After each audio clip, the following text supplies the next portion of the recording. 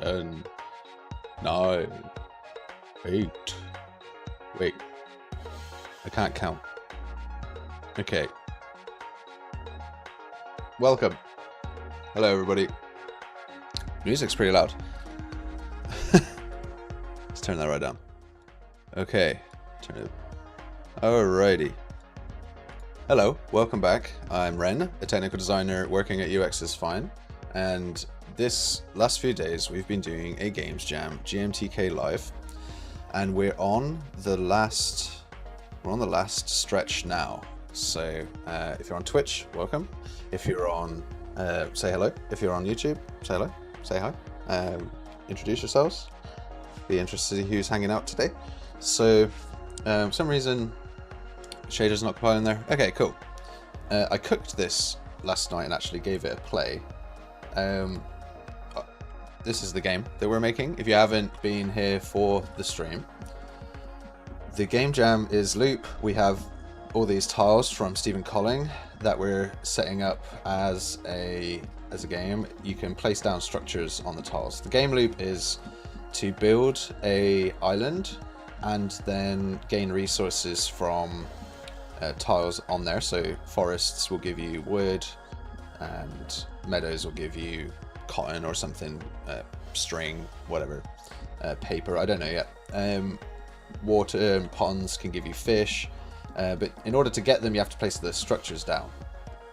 And ideally we'll be able to name those structures and have this kind of look. We will also ideally have these splines between buildings, which will be where little villagers move around. And we also want to get these little looping resource counters in. I also want to do a day-night loop. I also want to do a turn cycle loop in the UI. Once you've finished a tile, you can start a new tile. So let's have a look where we got to over the last few days. I have a build. So it's somewhere around here. So let's pop this open. It's probably going to be on the wrong screen to start with.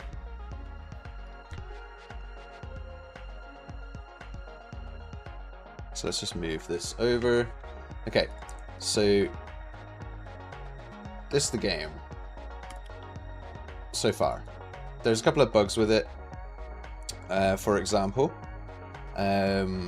these structures don't look good. When your mouse is near the edge of the screen, it moves. I need to get rid of that. The movement speed is really fast, like way too fast.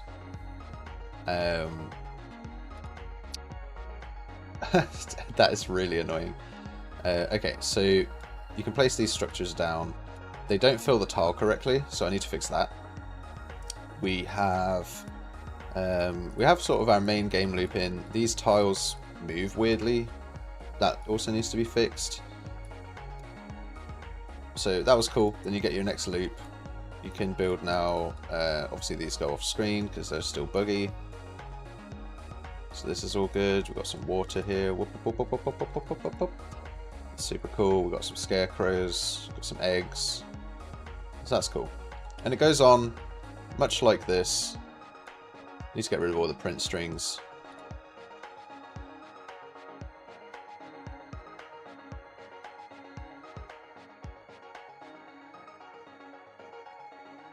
The movement of the camera is a little bit fast. I want to slow it down and make it a little bit more cozy. Stick a quarry over here. Here. Here. Oh, I forgot. Yeah. Also, these structures don't get removed from the options when you use them. Forest. See if we can make a really good forest. So I'll put this in the clearing. Do a military camp on this mountain, I suppose. We started here, so we'll do water, mountain, water, water, water. I want to get the forests to touch here. So pond, pond, forest, forest, forest, open forest, pond. And so the idea is going to be that because all of these are linked, they are part of a set. And if I put a building down on them or near them, then we get a bonus for that. Whoa. And then of course I could potentially, I mean, I've got too many building options right now, like way too many building options. And they don't randomize after you've picked. So here we could also connect some forests. We've got a lot of ponds in this one. Let's make a cave on here. We'll do a rune stone on this one. So this will give spirit, this will give stone, or it will turn this tile into stone. It'll also generate stone, and little villages will hopefully be populated around there. I need to pick a tile again, so I'm going to start here. Yeah, so forest, forest, forest, forest, forest, forest, forest, forest, forest. This, and then this. Okay, so I don't know whether to have all of these linked into this forest concept, or only if the thick forests work. Because of course, if these ones with pathways through are also linked to being a forest, then basically most of this entire area is linked, and that might be a bit weird. Is the pan scrolling speed based on the default zoom level, but then doesn't match correctly when you zoom in? Yes, I think you're correct. So this is where I like balanced it a bit, because the world does get quite large. And then yeah, when I zoom in, it's too big. But what I'm going to do is right-click drag for the zoom soon. So you are right. That is the problem. It's based on the default zoom level. And also at the moment, another bug, you can just place buildings wherever you want. So I need to work on that. Oh, we got a desert this time. So we'll put some caves on that desert. Put a mountain there. Put another mountain. Another mountain. So that's pretty cool. Oh yeah, we'll get some creatures. We'll get another cave. This time we're generating some skulls. Generating some skulls. And so the idea is you'll have these little tickers. And so that's the game. And I'm going to have a little slider that's like how many rings that you want to do in the loop. Or I might just make it that when you do your second loop, you can now do a second loop, right? So we'll see maybe later. So that's the game. In editor here, same deal.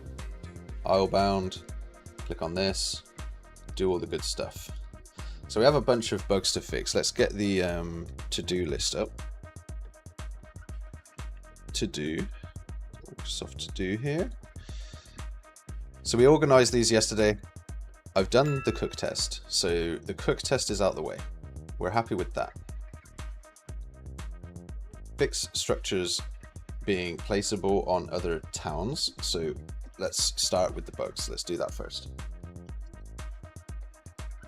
Structures can be placed on other towns.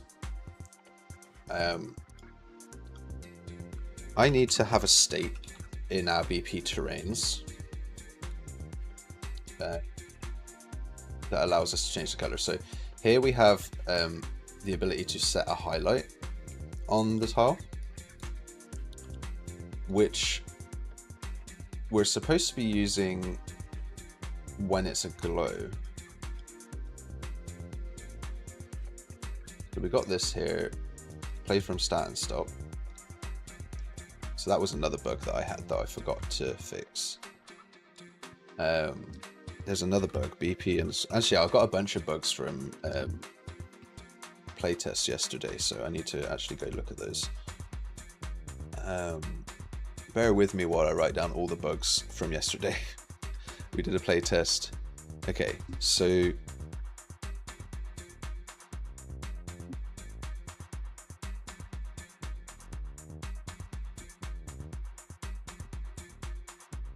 The start menu new aisle is confusing because I want you to click the thing in the middle of the map. Annoying that you can't see tiles before picking a direction. Like, it basically means that when you start the game, when you're choosing where to go, you have no information to inform you as to the best decision that you could make.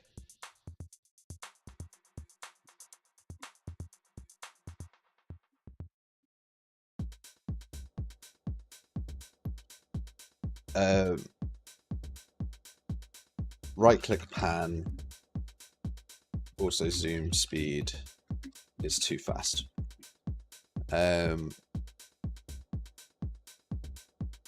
We had the ghost islands didn't glow.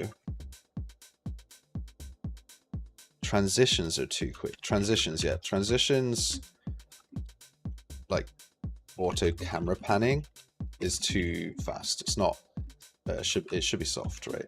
It should be soft and cozy. It's too fast right now. I'm sure there were some other things, but those are the ones that come to mind, at least right now.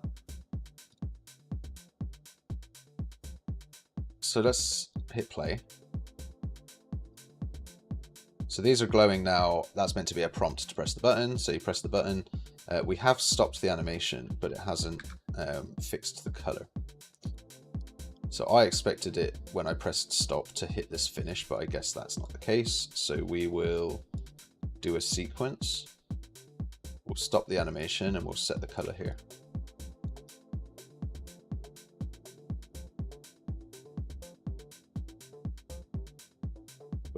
So this is your start tile. One of the issues is mentioned in the playtest was that when you are here, you have no context as to, in the first island it doesn't really matter because you don't need context in the first island. But once you make your second island, just place a bunch of stuff down. Oh, another one was too many buildings. So here, when we pick a new island, there's no context as to what the best decision might be. Say there's forests here, right? If I don't get a forest in my options, I don't want to start here. I want to start like here to give me a chance to get forest. So here we get these, then we get our buildings like this. At this point in the loop, picking to go here might be a great choice if I have forests in my options, because I could link a forest to here. But because I don't know, it's like a random chance and it's not very fun. So that was something to think about. Annoying that you can't see the tiles before picking a direction, yeah. Okay, so we want to fix structures on other towns. What I want to do for this is a custom event. Set low light, I guess, or set faded. So we'll have a little bool in here, faded, select.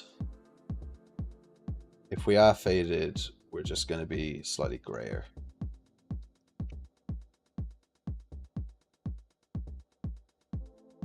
Maybe. Yeah, maybe. We have an aisle state component. Huh. Okay, we do have an aisle state component. I'm not lying. Aisle, it's a state manager, not a state component. So this tells us where everything happens. But essentially, BP Town increment tile here is going to move us to place structures, and when we're in place structures, I have a feature that I want to add. I'm coding this all in the event graph because it's a little easier to see, and also I can do delays. But what we could do is just move this to a function, collapse to function, on expand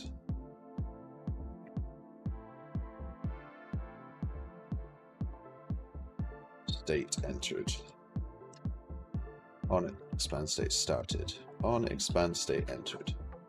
We also have, so we have a delay here.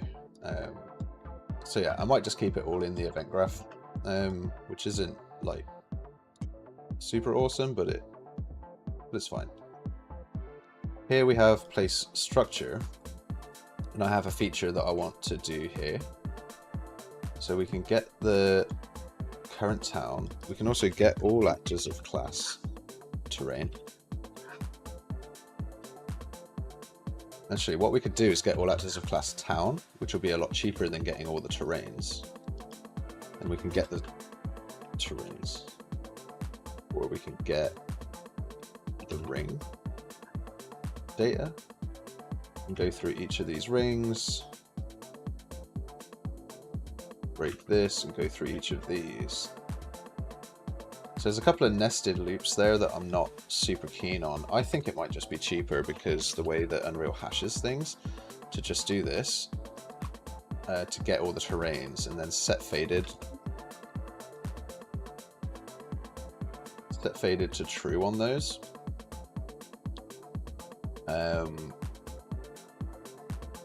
Unless it's the ones that we're looking at, right? So I would need to convert this to a function. So let's create a new function, on place terrain entered, started. And so we'll get the rings, we'll get each of these, break, promote to local variable L, current tiles. We'll actually just append this array for each of those rings. And then afterwards, we'll get all the terrain tiles, so L tiles. And then we'll remove these ones. We could just, we'll each through these, and as long as current tiles does not contain. Actually, the quicker way to do this would be to set them all to faded, and then just get our current tiles and set those to not faded. That might be a little bit easier. Less branches, less conditions, less array checks. Like, because if I do a contains for that entire loop, it's going to be quite expensive. I have a random window just attached to my screen right now. That's weird. Don't know what that was about. Okay.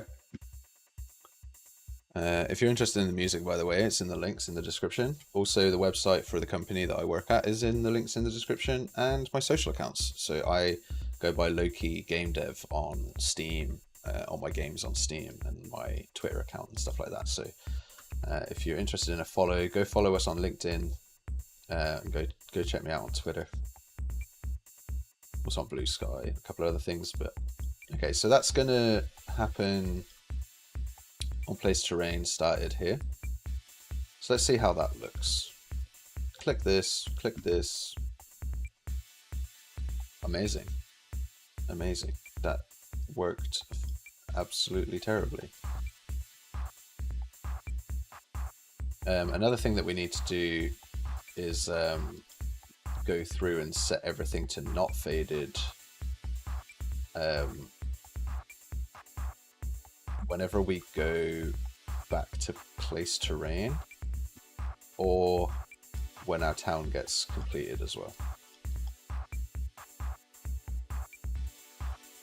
I don't know if this is the best method, but we'll for the visualization, but we'll see. We'll see. So we click this, hit. Bam, bam, bam, bam, bam, bam, bam. Let's just speed run through this.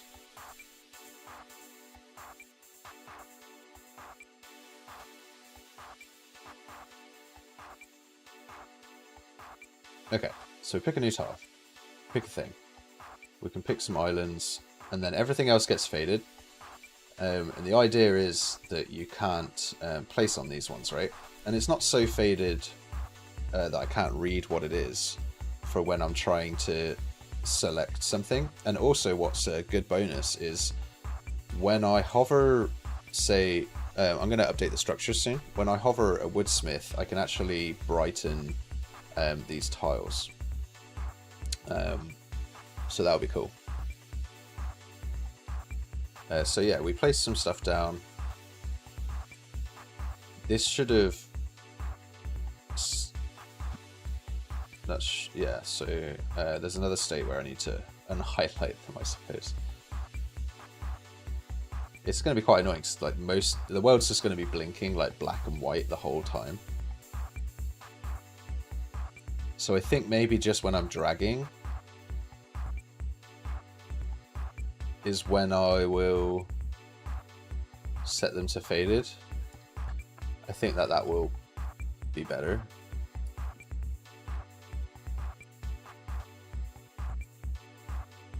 So just when I'm dragging structure. So in our widget underscore structure list or structure item, we have a drag started event. So custom event fade set other towns faded, and we'll just put a little bool in here. Faded. We don't want to do this function. We'll get rid of that. I'm going to take this whole thing and just delete this event. Put it in here. We'll convert this to a function. Set other towns faded. We shall branch. And if we don't want to do that, we'll unfade everything. And otherwise, we'll come in, we'll have our local tiles here, and we'll only have our current tiles as the highlighted ones. On drag detected, we can call that function. Everything else should be faded while I'm dragging. And when the drag is complete, which is this cancelled event, let's turn everything back on. So this is on drag cancelled. So now, get this dragon item, new loop here. Yeah, this is in need of a lot of work, I would say. Okay, so pick this. When I drag my structure, it should fade all other tiles. Yeah, cool. So that's the only time that that's absolutely necessary information, is that you're not allowed to place in those other tiles. Which right now you can still do it. So I actually need to add the condition in. So that's cool. Another thing that I want to do when you start dragging an object, and I might actually change this to set dragging state, and then I'll just say this is dragging, and that way I can do other things in here, not just the fade. So I want to also, while I'm dragging, I want to get the player control. I want to get the player pawn, cast that to our pawn for our isle, and I want to set the destination, set the desired location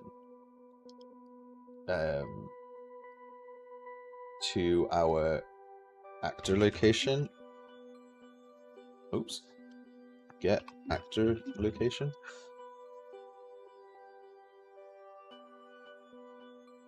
So what this is going to do is just sort of smooth lerp us back to where we were. So let's say I'm placing things down and I go over here and then I pull this, it just brings me back to my tile. So that should feel nice.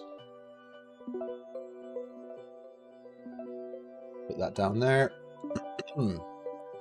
These buildings don't mean anything right now, they will soon. So say I'm over here and I place all this down and I'm looking around the world to see maybe where I want to place something, and maybe I'm confused, or maybe maybe I'm even lost or something. I can click this and it's just going to take me back to my island. So that's pretty cool. So it could be all the way over here, click this, and it's just going to bring me back here and say, basically just trying to tell me like, hey, this is where you should go. I'll need to do some extra logic once we have adjacency rules in, because I'll want to also highlight, or at least somehow highlight, the tiles that are related. So that will do for that anyway. Pick structures on other towns. So what I need to do is just say,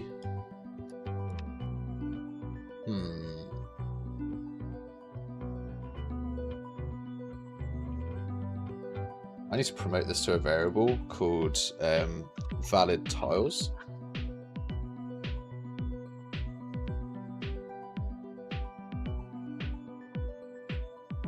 And in the event graph, when we hit a tile here, and I just need to ask if this array contains this tile.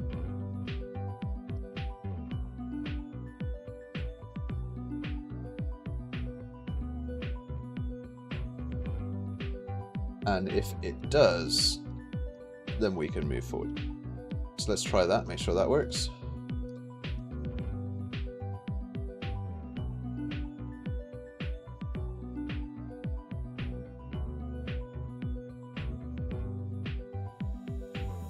Nice, nice. Okay, so we go over here, we got our new island. I've realized what the problem is as well about those tiles being slightly off screen. It's because we zoom in. It's because we're like partially zoomed in, I think. Oh, so yeah, placing on another island, not allowed. Not allowed. So that's cool.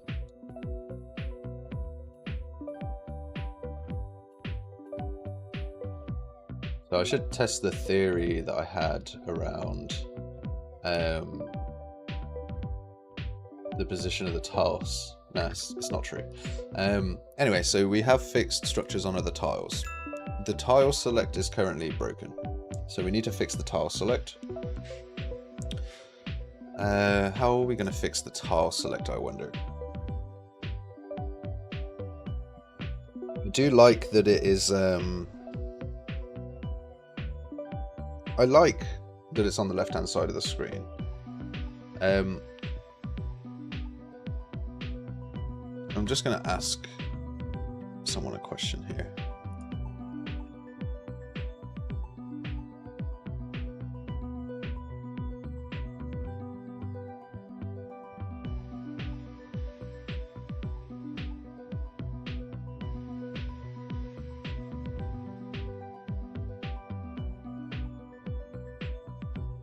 Alright, so I had Mycelia, who's a Twitch streamer, play the game, and they said that like you should drag these tiles, and then part of me is also wondering whether to put them into a UI.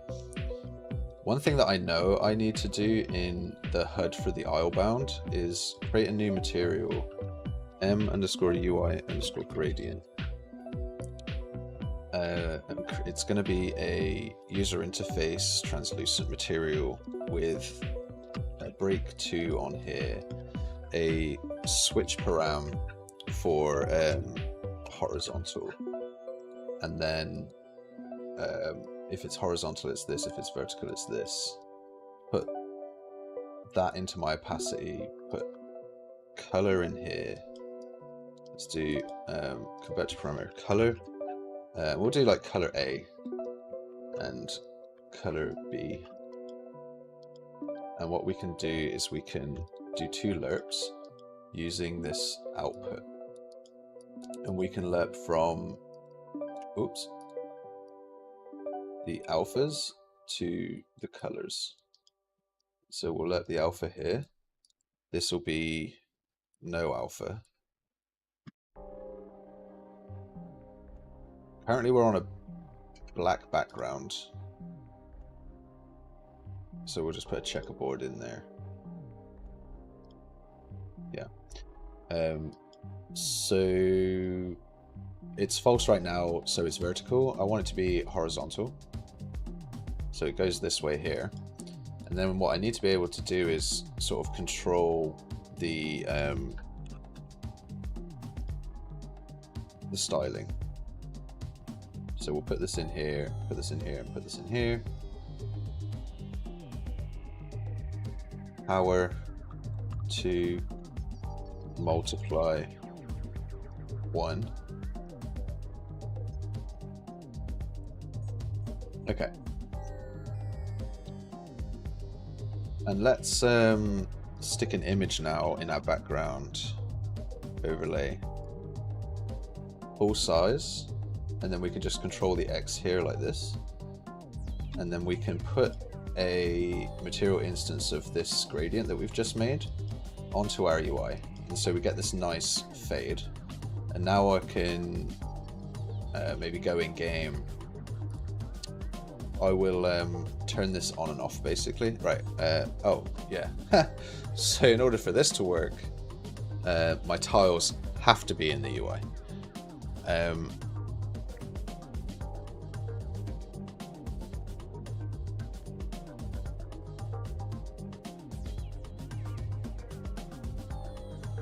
And so the need for this fade is important. So anyway, for now, well, let's go. Yeah, I've lost everything. Where is everything gone? Oh, there we go. Let's place these down. No, now we got our structures. Let's go take a look at this material whilst our game is playing here, and just make sure that we're happy with the visuals. So I want to fade it a little bit less. I don't like pure black.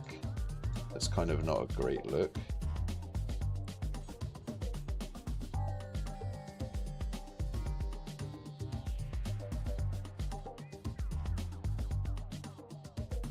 And then we can play with these numbers to basically shift this bar, turn it into a solid bar if we want.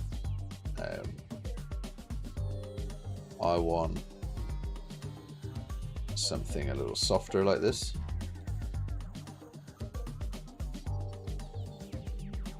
The color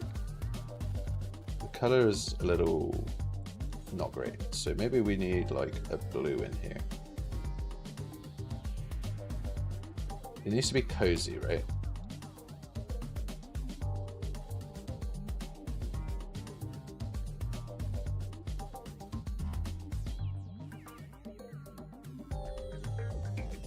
I need to place a whole bunch of things down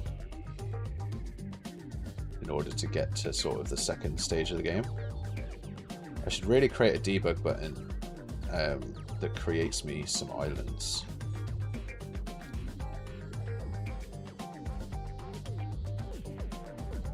Alright, cool. Get these in. Okay, so now we're here. Let's imagine that we're here. This is a bit better. Like it's separating the game world from the UI enough that it's cool and not with a black or dark color. So we're happy there. Hey Barabbas, welcome to the stream. Let's go! No, I'm not going to do that. We're doing a ton of stuff today. We're cleaning up all the things. So add gradient background to UI options. We've done that. So dragging the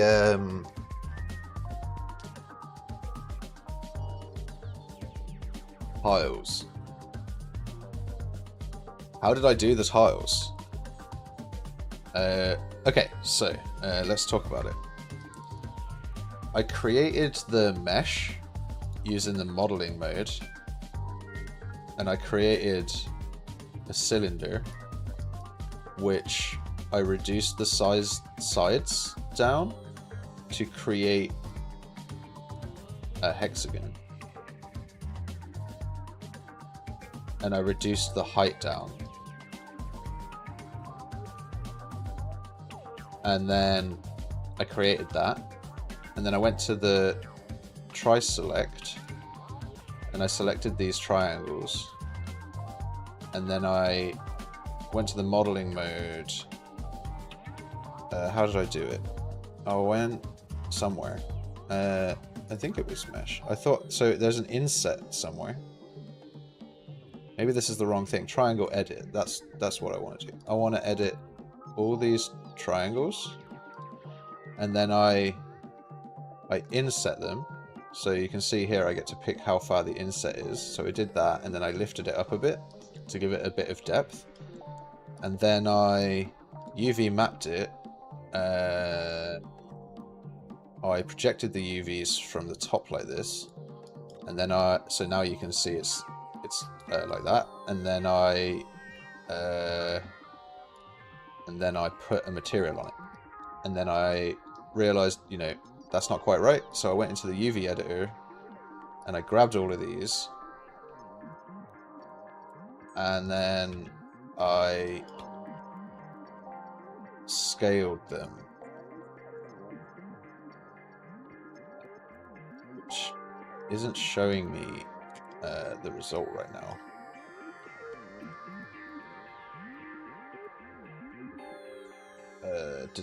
Why is it not showing me the result? Oh, I know why. Right, so if I go here and apply this material actually to this m_tile, save that, and then go back here. I'll just close this for now. Go here, UV editor. Now it's got my material on it, right? And so now I can grab these and just scale it. And that is how I made the hexagon.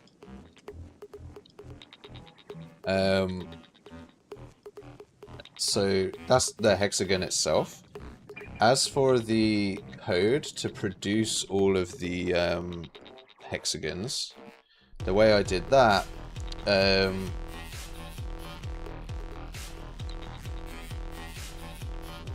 we've got this snap to hex grid and hex grid snapping formula. And so these are just chats that gave me the logic that I needed, and then red dot positions is like another thread that I did where I was trying to fix a bug.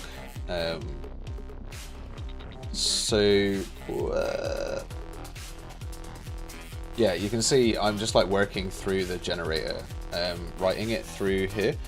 If I'd have done it in C++, it would have been a lot easier, because I could have just got a library for hexagons, and I realized that like a day and a half in after struggling with the math for ages. But hey, we live and learn.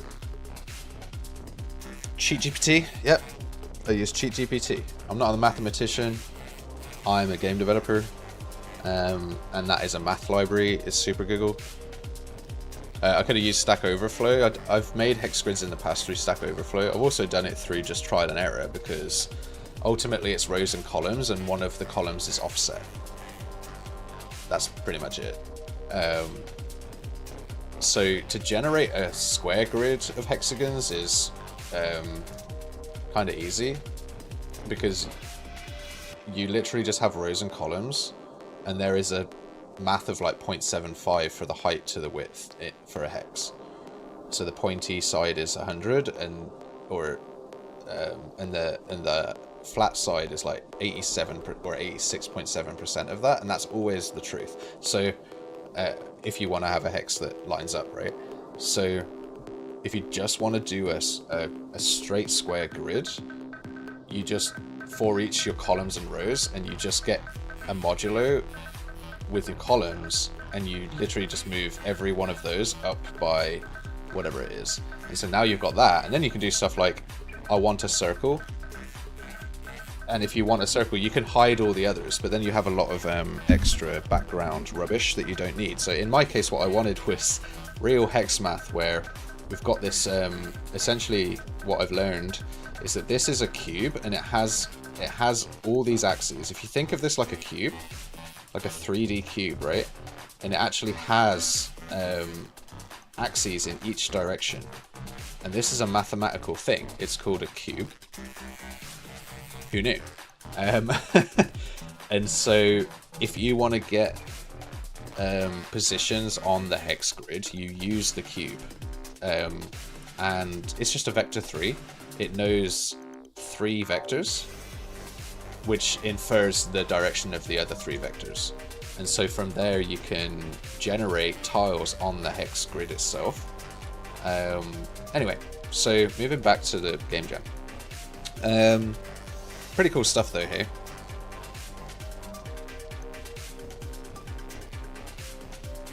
Yeah, I've been using ChatGPT for HLSL for sure. HLSL with ChatGPT is pretty fun. I'm going to do a video soon that's like 10 things I've used AI for in the last month. Because I've got that massive list of threads that are like things I've prepared for streams and stuff, and I've got some interesting ones for sure to talk about.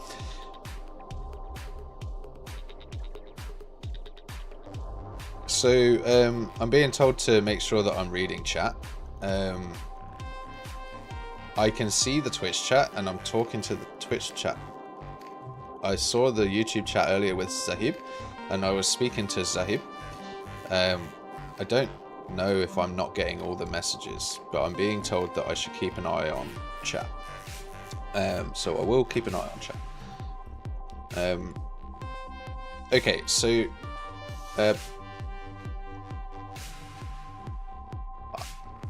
this is a response from Mycelia, who played the game yesterday, who said, for example, when I play the game and I have to get these tiles, at the moment you just click them, and their thought was it would feel better. There's a bit of a bug there. It would feel better if you had to drag this over. So you click it and drop it onto the tile, and obviously that slows the game down quite a bit. And it also makes me think that you would want to try and place it on other tiles. And I mean, you've got this highlight to tell you where you need to drag it, which is fine. And I could make it an option. It's like fast mode, slow mode. And maybe you unlock fast mode after the first run or something. A Steam project, or it's a Game Jam game? Why not both? I can't seem to find decent copyright-free music. Yeah, it's on the... I'll show you what I'm using right now. So this is the track. It says it's a gaming vibe for 4 hours, electronic techno type beats, DMCA free, Twitch stream safe.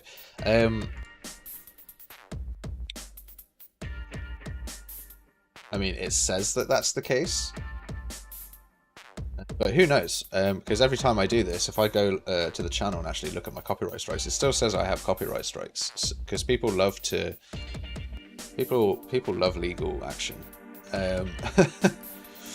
But these aren't monetized. Like, these streams are completely unmonetized, so I don't really care. And I'm not uploading VODs to Twitch in order to have them be copyright striked. Because what happens on Twitch is your VODs get muted. But also on Twitch, your VODs aren't permanent. On YouTube, I'm doubling, streams to videos. So I get loads of video content on YouTube that people can rewatch. And the music doesn't matter. Like, it's copyright. It's not going to mute my video. If I had VODs on Twitch, A, they only last 2 days at my level on Twitch. And B, they'll get muted if I play music. So either I play with no music, which is fine. Like, I do work with no music, and I've done that recently as well. But in these long game jams, like, I need music, and I feel like people probably need music. Either way, Twitch is the only one that really cares about the copyright properly. YouTube just demonetizes you. And assumedly gives money to the person with the music. But I am attempting to play copyright-free music, so there is that. Okay, so we've got block pan in menu. Just generally speaking, the pan should only work when you're holding the right-click button. So let's go right mouse, event graph, right mouse button. Oops, right mouse button. Let's find references to right mouse button in our project, because we do have another place where this is used. Oh, look at that, it's right here. Okay, so let's duplicate this can zoom.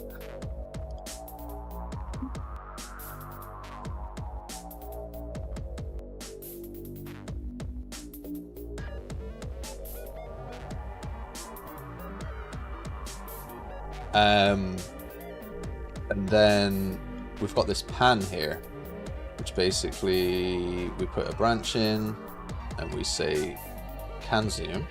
And if we can zoom,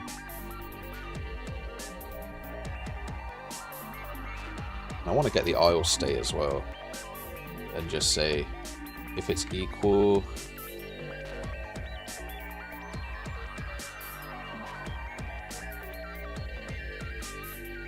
to place structure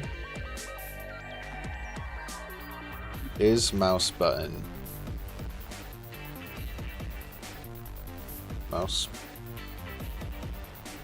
down, mouse is mouse button. Yeah, this is annoying. I want to know if the left mouse button is down.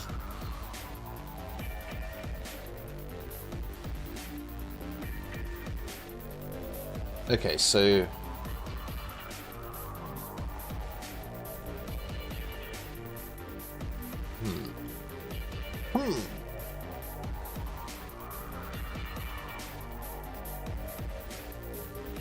I need to get the mouse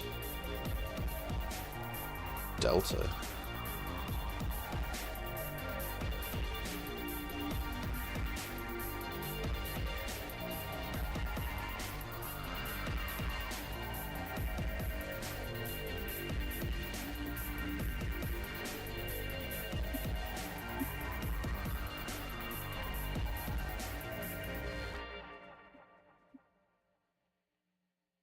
So there we go.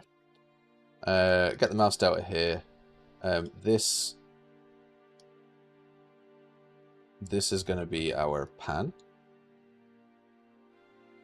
It'll be in different axes because the way that the world works right now. And then right this, right, okay, so right click and pan. Quite fast.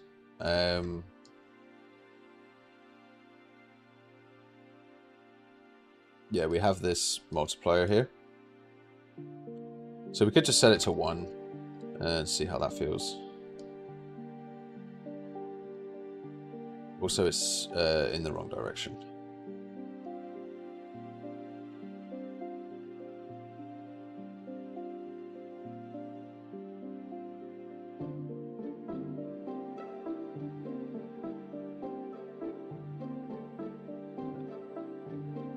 Screw that up.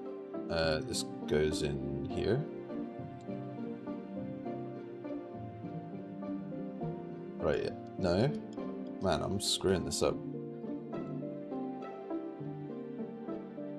If my mouse X delta is to the right, drag. I want to drag the world to the right, which means I want to go to the left. Which means if I'm dragging to the right, my delta is positive X, I need to move negative Y. If my mouse is going upwards, I believe my delta from my Y is positive. And I want to move the X-axis of the game. I'm dragging that way. I want to move negative X.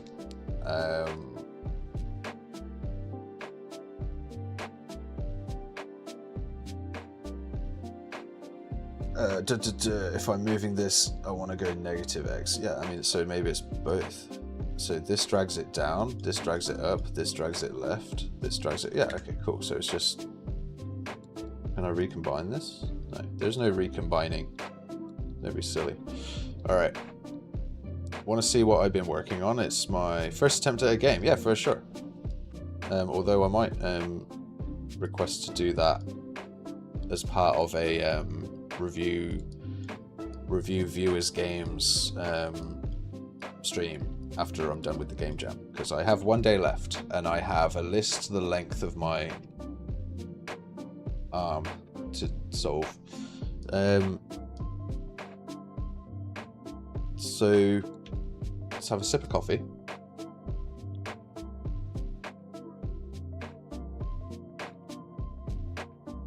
But yeah, link the game, or the name of the game, or whatever. And I'll definitely, I might take a quick look now, just to whet my appetite. And then I'll take another look when I'm off cam as well, and then maybe we'll sync it up into a bunch of stuff.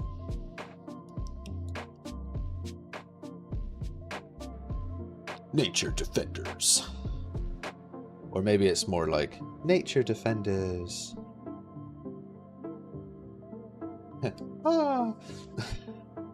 I'm also into making cute games, by the way. Oh, I like this. Hope this is like a PCG based spline here. Okay, so the volume can be changed. Cool. Yeah, sweet. We've got a little tower defense going on. Basic turret, put that down. Yeah, this is a great project to do. It's got economies. It's got game state loops that need to be managed. It's got pop-up UIs. It's got AI of some description. It's got physics and overlaps. It's like actually a great game to do as a project if you're learning. And you just want to, you get to cover a lot of bases with the tower defense. And it will take time, yeah, for sure. For sure. I'd love to, I should do a tower defense on stream. Yeah, there's actually a lot of moving parts in a tower defense. I didn't think about that. Like a lot of moving parts on a static level is a great thing because you get to do a lot of cool stuff in one place. So I need to select the pan speed based on whether you're zoomed in, as one of the viewers suggested, and was absolutely correct. The speed is always the same. Actually, this is already split, so I was already intending to do this. I just never did it. So if you're zoomed out, we'll do 10 or 5. Do 3 and 10. We'll see how that feels. So we're able to move left and right. It's got a nice smooth move to it now as well, which is nice. And then if I zoom out and pan, it's way too slow, right? So we'll go 20 on here, 2 on here. Whoa. If you are zoomed in, 10. If you are not zoomed in, 20.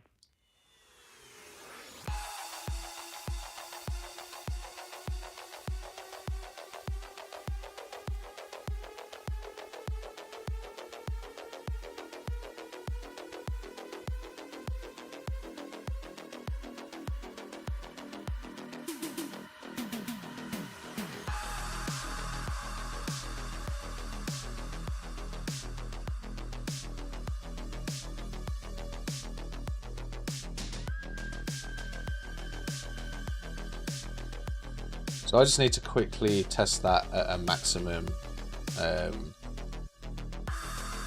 level UI here. So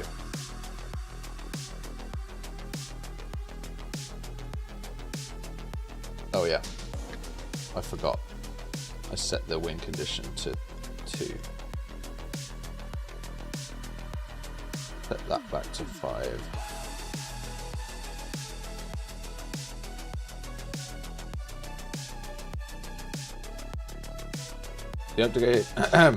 The upgrade system takes a lot of thought. Yeah. absolutely. If I was to do a tower defense, I'd probably go with gameplay ability system attributes or gameplay attributes or whatever, because there's just a lot of built-in stuff already for, like, saying, you know, a structure could have a gameplay attribute set associated to that structure that is its level.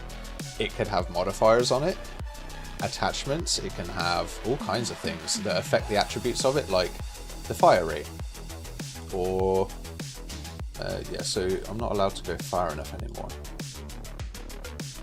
which is not good. Yeah, fire rate, damage, things like that. I'd use the attribute system, because what it does is it automatically will composite all of those data for you. So you know when you're doing the math where you're like for each looping through all the mods to try and find if it modifies speed, blah blah blah, blah, leveling up or whatever. Yeah, you can just manage that data a lot better, and you don't have to write as much blueprint. So my zoom is not letting me go far enough when we're zoomed in. So let's try 2000.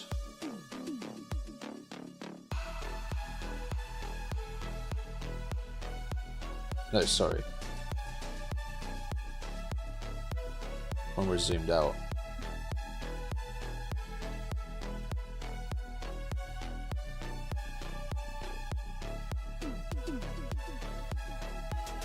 Okay, so let's just build everything. Let's go. Yeah, how's it going? Nice playlist. Yeah, Kuro Pebbles. It's this apparently DMCA free Twitch safe stream music, but we'll find out. It's by XModMatt. It's in the description on YouTube. We're also streaming to YouTube. But yeah, man, this music's pretty good. Back to lurking. Good luck. Yeah, cool, man. Gonna blast some Diablo 4. Yeah, I'm gonna have a week off after this game jam, so you will not see my face for a week, which is, it's good to have a break. Okay, so now I can drag around.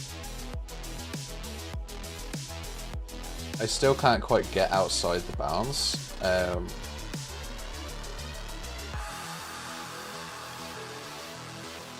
We have some frame rate issues right now because we're, I don't know, we're still at 100 FPS, but still, this not great.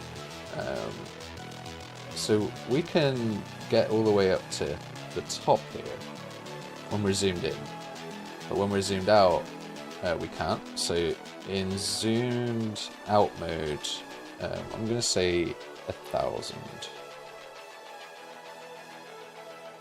Try that one more time. Gotta be in it to win it. Gotta hit all these buttons. Great music to procrastinate to. Yeah, just sit back and just be like do do do do do do do do do. Stare out the window and imagine I'm in a fast car on a nice shiny motorway.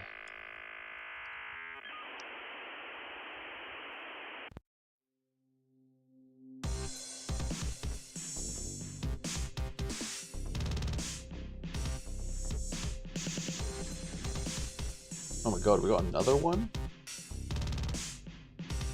Oh yeah, I guess the win condition is 4 on the other, yeah. Oh well.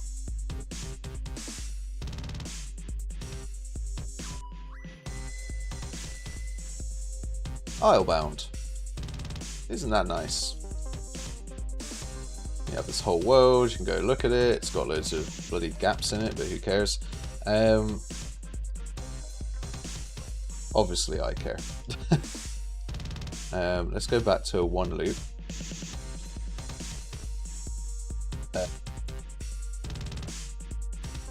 Make game clockwise.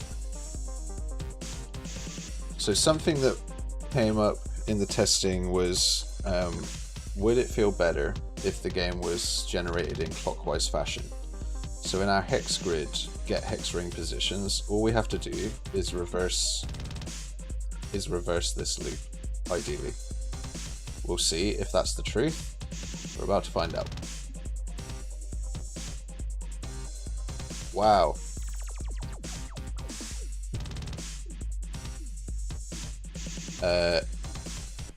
Turns out possibly no.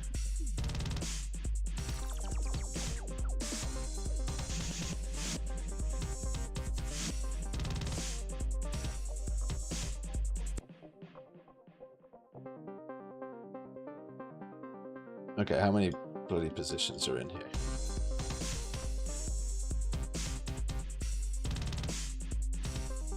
I'll just ask ChatGPT, because I think what I can do, it is about just changing these directions. So let's just quickly ask ChatGPT. I have a hex grid generator that makes rings at a specified distance using the cube. Here is a list of directions I loop. Then I loop a step distance and increase the current cube on for each loop in the direction I want to. So it's currently counterclockwise. I want it to go clockwise. What changes should I make? To reverse the direction of your hex ring generation from counterclockwise to clockwise, you simply need to reverse the order of your direction list, which I did. Just reverse the array. Sure thing, bud. Let's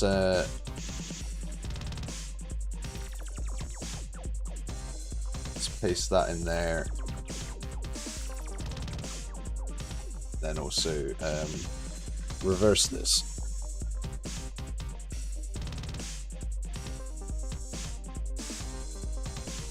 Okay. I need to let my cat out.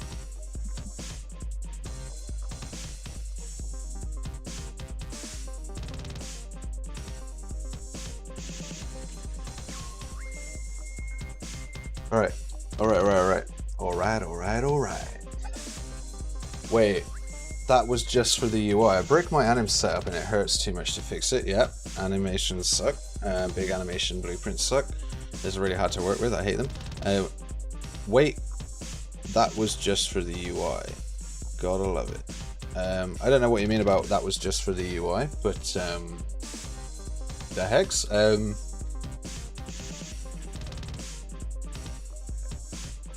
I don't know, man. I don't know what you're referring to. Oh, right, yeah. I need to change this. 4. Bam. There we go. I mean, there's still. Let's change this to not auto complete the game. If I click a tile, it generates counterclockwise. And I can do this, and it still generates counterclockwise, which is hella annoying.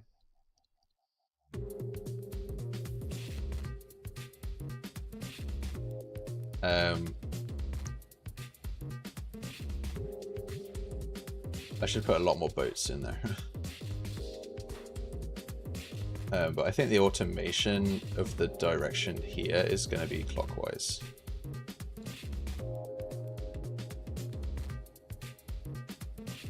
Ah, right. So clicking the mouse down and dragging counts as right-clicking. That's interesting.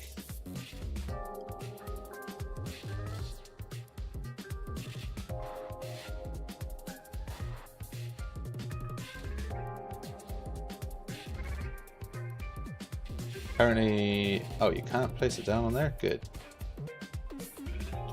So this goes clockwise now, but the initial bobbing, so BP_town has a create ring function, which we then each through. So we could just reverse each through here.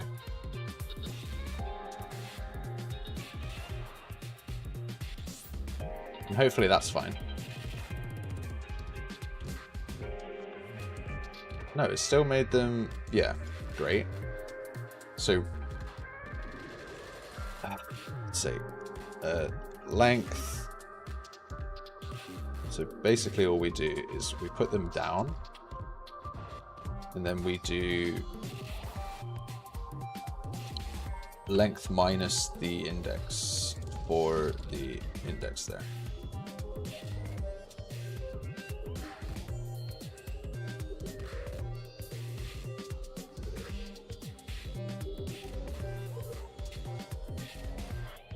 So now you get a circle that goes in the right direction.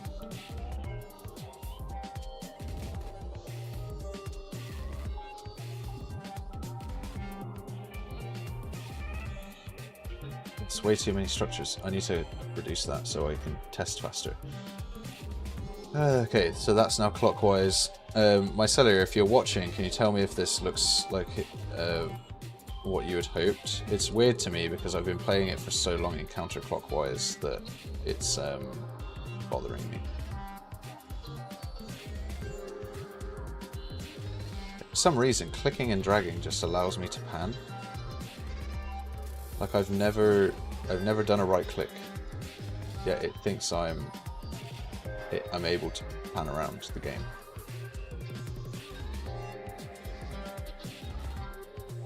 All the castles, everything is a castle.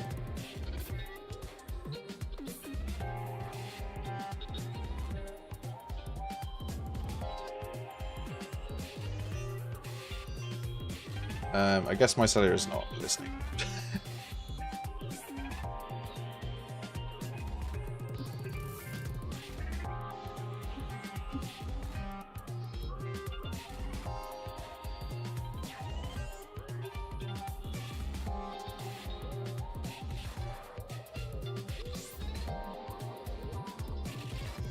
Mycelia, Mycelia, will you answer my question, please? You were saying you were watching, but I don't think you're watching, so you get a good song. Now we're gonna keep singing till you respond to me. Hey, hey, here we go, Mycelia. Where have you gone, Mycelia? I know you're in the chat. Stop being a twat. I'm just gonna stop singing. Maybe she's AFK.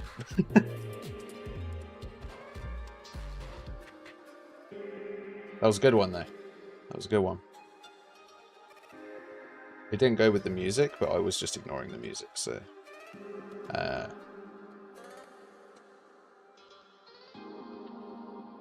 Islebound. There is a game here. There is definitely 100% a game here. Why... oh, I bet you, I know what it is. I bet that panning is true. BP pawn. I bet panning is true by default. Oh, where's the variable gone? This is can zoom. That's not what I want. References by name. Man, I must be half asleep. Can pan. Like a hand pan. But at least it rhymes. Nah, it was good and catchy. Yeah, it wasn't very it wasn't very rhymey. It was very British. So can pan, and I bet you is true by default, which it is. So that's why we were able to pan with our left mouse button, because I guess we were retrieving a mouse delta when our mouse was down. So now it's only when we are like this, which is good. And then when we're zoomed out, we can... The speed on zoom out is actually not fast enough still.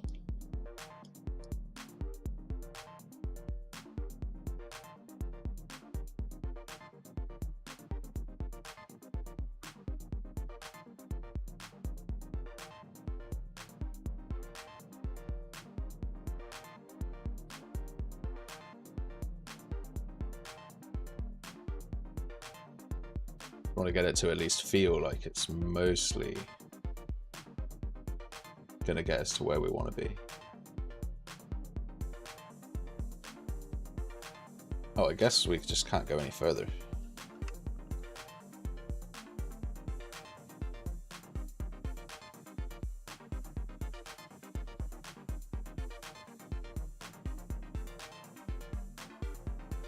Yeah, like this is the maximum that you can inspect the world. Cool. Make game clockwise.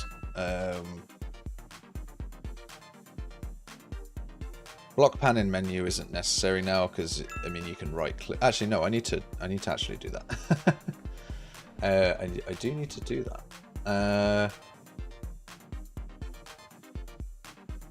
So in our pawn, here we'll just go like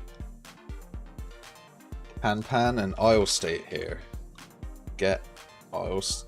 Actually, we have a state here. If the state is not equal to Newtown, because Newtown is the start of the game. So here, can I pan? I cannot pan. I'm not allowed to leave. I must click this, and now I can pan. Okay, so that is fixed. Fix the tile select. Okay. Yeah, still got to fix that tile select. We want to do a drag drop. I got to fix the drag drop for the buildings as well. Ghost Islands didn't glow. They do now. Auto camera panning is too fast. Should be soft and cozy. Yeah, there's a problem with that. All of the camera panning is based off of this variable. So even the mouse move is based on this variable. It's just that those two vectors are so close when we move to a new island. We can change the zoom interp speed to be a little bit slower.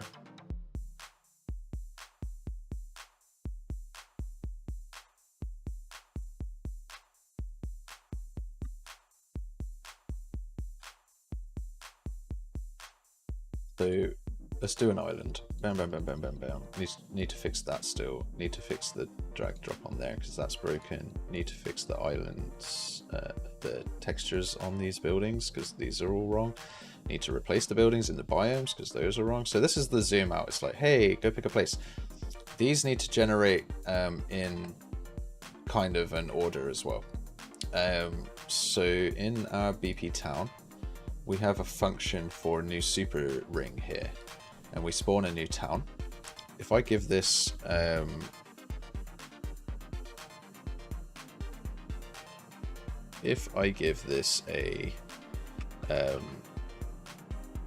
just an appear delay, let's call it. It's just a float, it's variable, it's exposed. Refresh this. Oh, compile and refresh this town. What we can do is multiply this by the index, and that should theoretically, depending on if this needs to be reversed or not, produce those on a delay. So we use 0.15 here. And then let's have a look. So on begin play, we'll just do a custom event here. Custom event, appear delay. Oh, appear anim, I guess. Start or play, appear anim. In our BP terrain, we can actually copy the same one that we did here. So this is an active relative rotation static movable. So we literally have all this for the appear animation. We're just going to do the same thing here. This is our thing, but we don't need to worry about that. We can just delay here by our appear delay. Just put that in play from start, put that in here, It's an actor relative location. So we need to set actor world. Just set actor location. As alert from start to desired. The mobility will become static afterwards. Oh, for our hex, yeah. This is, oh right. Set mobility. I guess the mobility of this can always be static? I don't know, we'll see.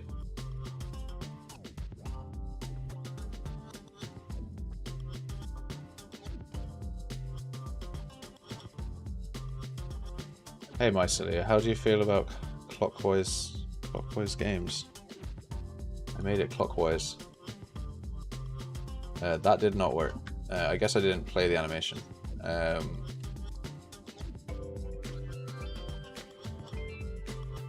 Play the appear animation.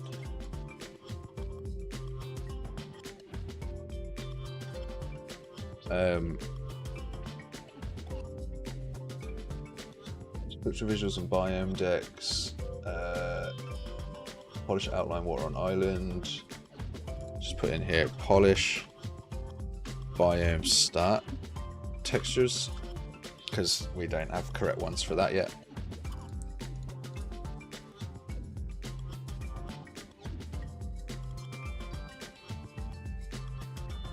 But this click thing just does not work.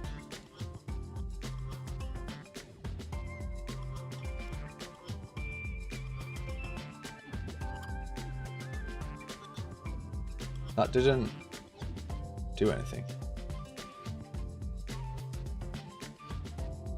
Because the mobility of the island, default scene route has to be movable. Okay. So it's movable, but then afterwards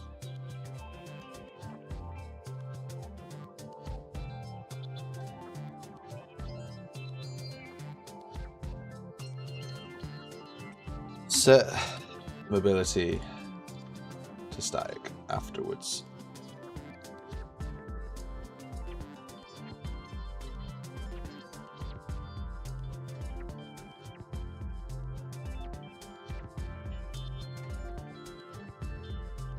Really need to fix that selector. So that was clockwise. That was clockwise. Cool. Yeah, it is clock. Did you see? Did you see? Did you see? Did you see? Look at this. Click goes clockwise. Click, click, click, click, click, click, click, click. Place these things down. New clockwise. That, I mean, I preferred it the other way. But you know, it's each to their own. These generate in clockwise fashion, and these generate in clock. I mean, all of the progress bars are going to be clockwise, so it does make sense. We just generated these off cam.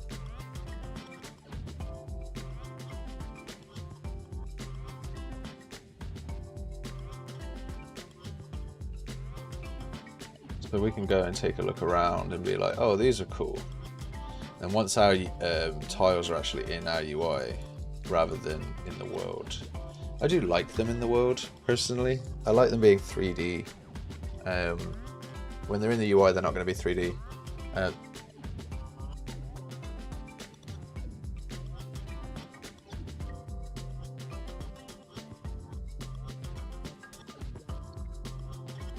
Yeah, let's take a look at the Figma quickly. So we're going to have these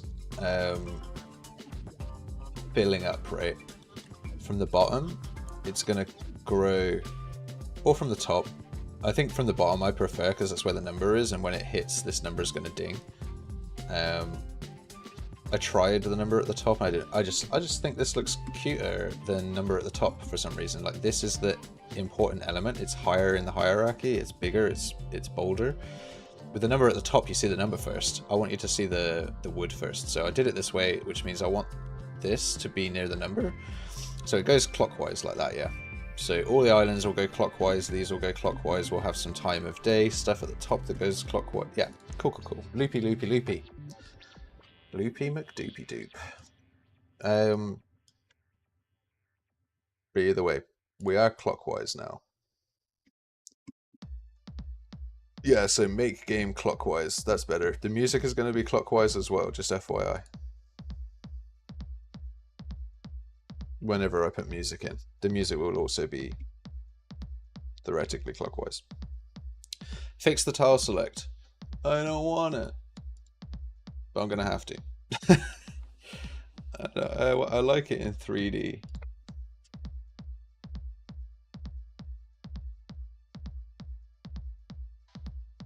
But it's fine. I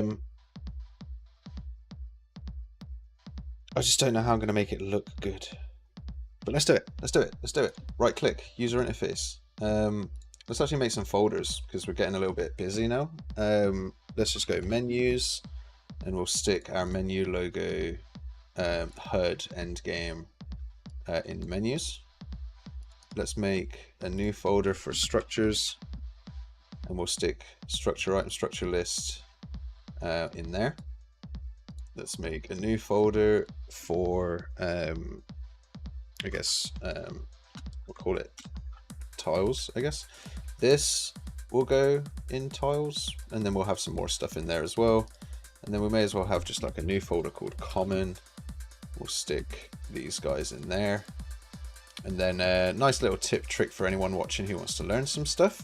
If you go to other filters at the very bottom, look for redirectors.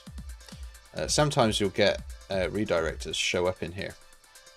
Which apparently I have none of, but if I update redirectors from the root folder, you'll see that at some point I moved this flat top thing.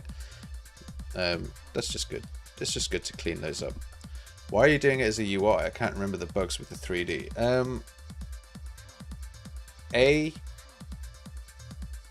We said it would feel better to drag it, but it might take way longer to play the game. There's one bug. Well, there's two bugs. I've added a new gradient on the left-hand side of the screen that I'm going to show when you're picking structures or tiles, and the intent for that gradient is to allow the assets to pop off of the landscape, because when you have a lot of stuff going in the world, it's really difficult to see. Well, it was intended mainly for the tiles, because the tiles need to pop off the landscape. But those tiles are in world space, and my UI that I've just made for the gradient to make them pop is in UI space.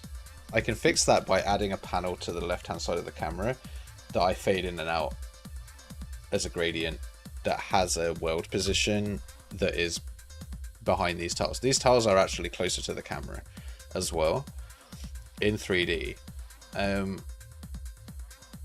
I can technically click on this tile if I want, and then drag it around the UI and have it be like this physics object that has like some cuteness to it, and that might actually be more fun. And then sort of drop it onto here, and when you drop it onto this, it actually like pushes it down into the water and then like floops back up. So I might do that, and I might actually remove the gradient image here, so we could just collapse this for now. Hit play, just double check that yeah, this still works fine, although what we could put that gradient in here,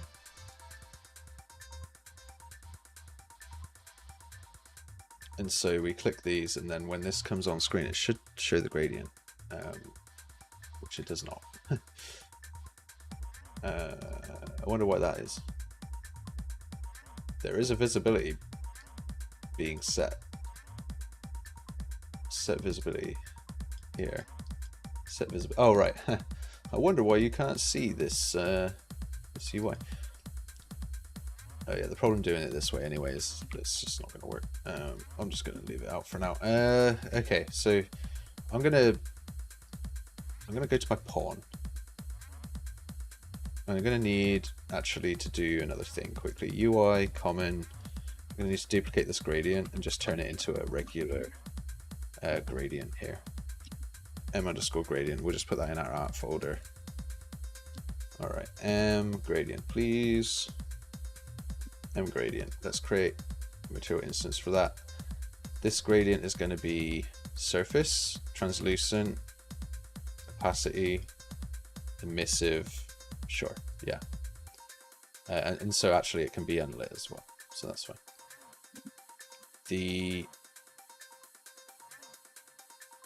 What I want to do here is I'm going to stick it to the camera on a plane. BP_pawn. Right. Viewport. We have a spring arm that's like up in the sky, and we're going to have a plane that has no collision,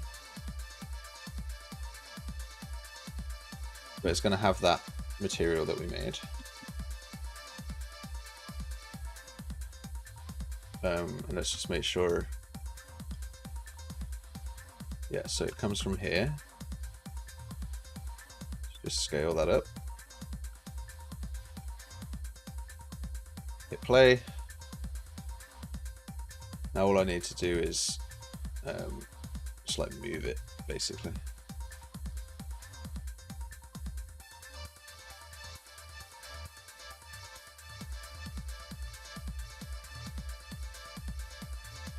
It's not going to work when you zoom out. It's not going to work when you zoom out. Because it's just, I guess because it's not. It's an orthographic camera, so it's that's just the way that is. I guess when you zoom out, I would hide it and all the tiles anyway, because you're not going to be able to see what you're doing when you zoom. So when you zoom out, literally, we need to enter a different HUD state regardless. But one problem is because of that smooth zoom, if we do turn this back on the moment that we go to zoomed in, it's going to look crappy. It's going to look crappy. Also, if I still do the tiles in world space, yeah, sadly, we're not going to carry on with this idea. We're going to delete this plane. And we're going to have to do it in UI space, because despite it being fun in 3D, to have it on a physics thing and flopping around, A, there'll be unforeseen issues with that. B, it's just not looking good there. It's just not looking good there. Let's make this visible again. Well, actually, it'll be non-hit testable. Oh. We don't want it inside. This is our, this is our HUD, yeah. Okay, cool. Let's put this in a widget switcher? Question mark. Yeah, let's put this in a widget switcher. And our widget switcher is just going to have a spacer in it. This is our null. And then we'll have our structure list, and then we're going to have a tile list as well. So in our null here, or in our widget switcher state, what we can do is bring this in here, get IO component, assign state changed.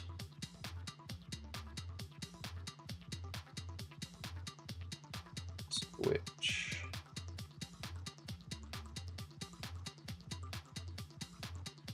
That index. So if it's the end game, expansion, town complete, start ring, or new town, it's just a spacer. If it's place terrain, it's number 1, and if it is place structure, it's number 2. One thing that I should think about though is that I kind of wanted those to be animated. So I'm also not going to do this way. I'm going to do it a different way.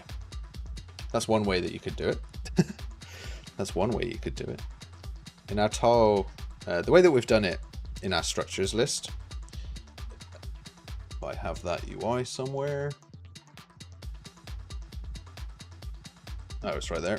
Okay. The way that we've done it in the structure list is we listen to bind state changed. And the nice thing about this is that when we init the location list, we can animate it. We can do cool things. With the widget switcher approach, I'd have to widget switch, then I'd have to animate it. And just for ease and simplicity and speed right now, I'm just going to do it like directly through this asset. And I'm going to duplicate these two into my tiles list here and just rename them. Widget underscore terrain item, and then widget underscore widget underscore terrain list. So we're going to run in, we're just going to make it work.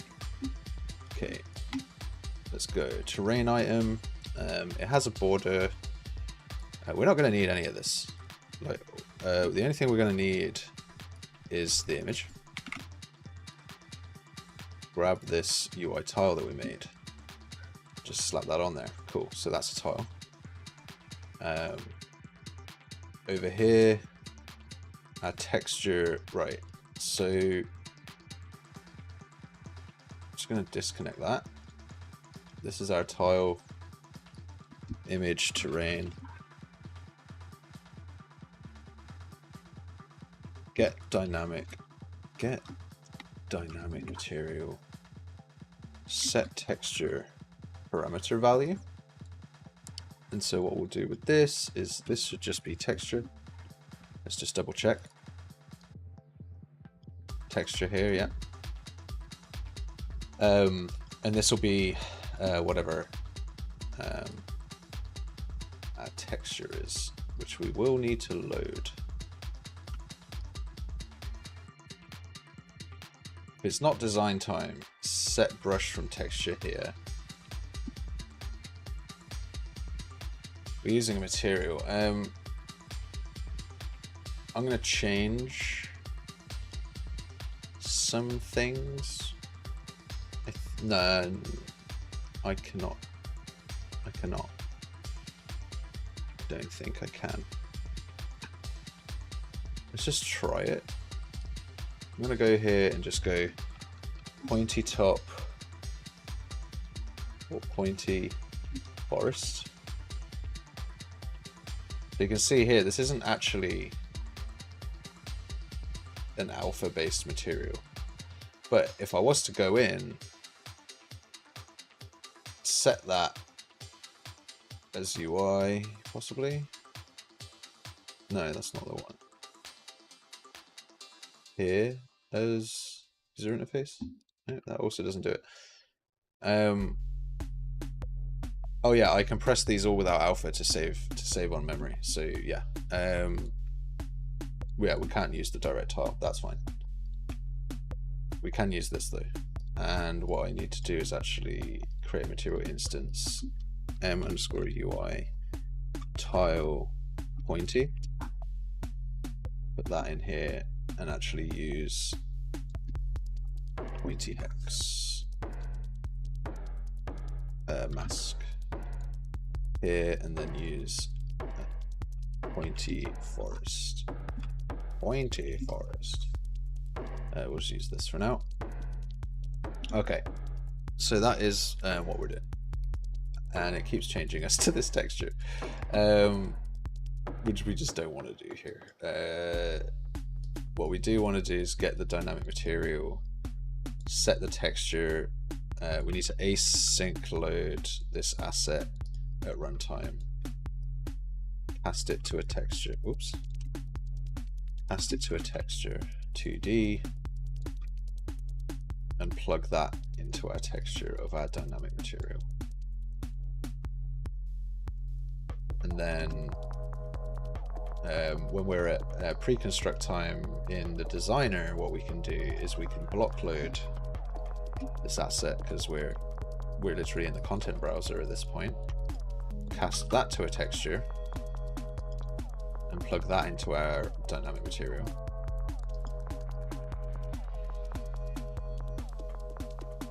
So obviously that's going to look a little bit weird for a second in our designer, because it's going to put this house inside our hex.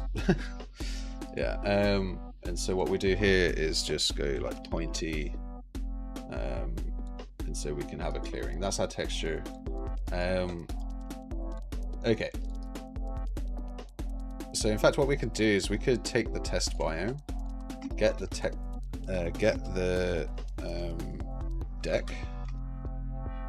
get a random entry from the deck, break that random entry and take that texture, and that'll be pretty cool. So we compile this. We have deciduous, we have desert, we have meadow, swamp. So this is how our UI tile is going to look. So that's pretty cool. Texture here, I'm actually just, can I just make that not visible? I don't want to be able to set it here. I don't want to be able to see it. Why is it not? Texture is marked as exposed on spawn. Yeah, we...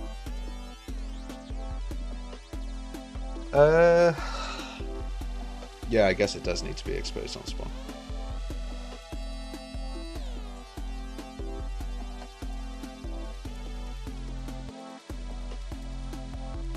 No, we need...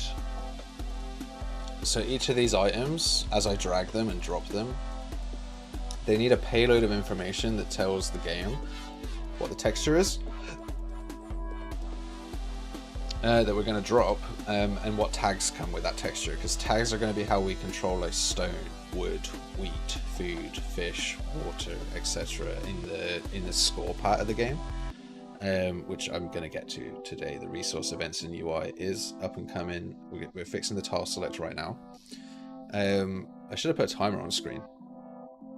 We're at 1.5 hours in. We've done a few things already. We're looking at the fixing the tile select for anyone who's joining late. So yeah, I need to deliver a payload. When I drag this terrain tile from my UI and I want to drop it into the world, it needs to have the payload, so when I drop it I can tell that tile that we've dropped it onto what its new information is. And so that payload of information can be this deck, what's it called here? F_tile option weight structure. So what we'll do is file tile option weight, and I'm actually going to change this to F_tile info. And what may have happened is we may have lost a lot of data. So we're looking at our decks now. So we've still got this, and we've still got the texture and the weight. Hopefully this isn't going to break anything, but essentially what we're going to do is just put a thing in here called tags, and it will be a string array. And just so I'm not doing this incorrectly, I'm going to open the terrain. I'm just going to go set actor tags. It's a name, yeah, array of names. So we're actually going to do this as an array of names. The idea is we put our tags into here, and that's just like stone, wood, etc. I could use gameplay tags, but we're just going with straight tags for now.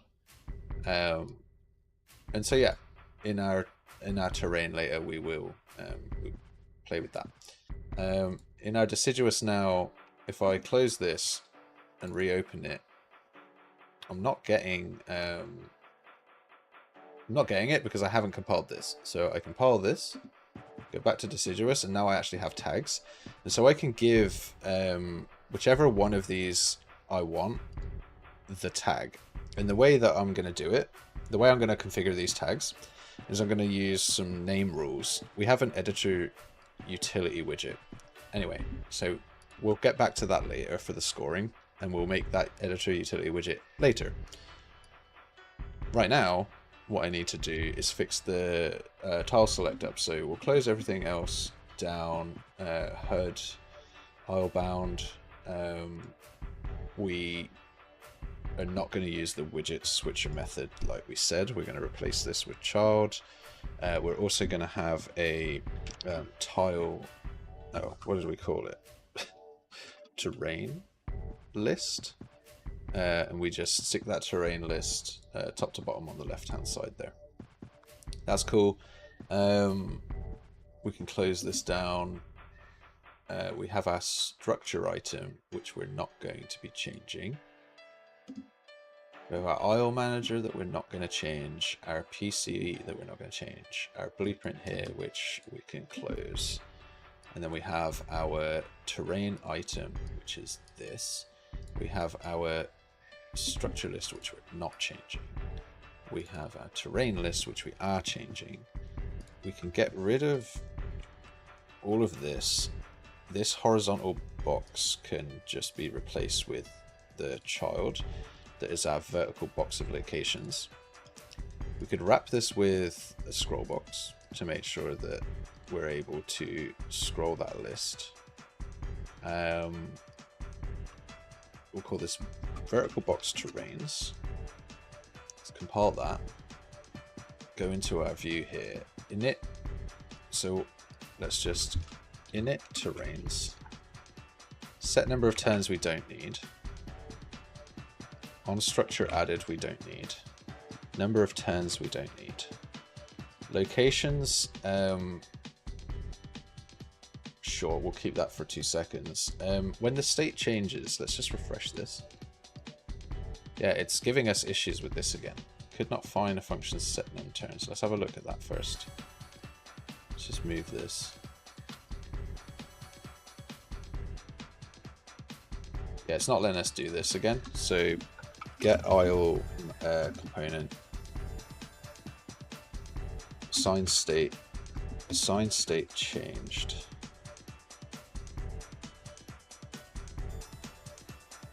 And if it's equal to place terrain,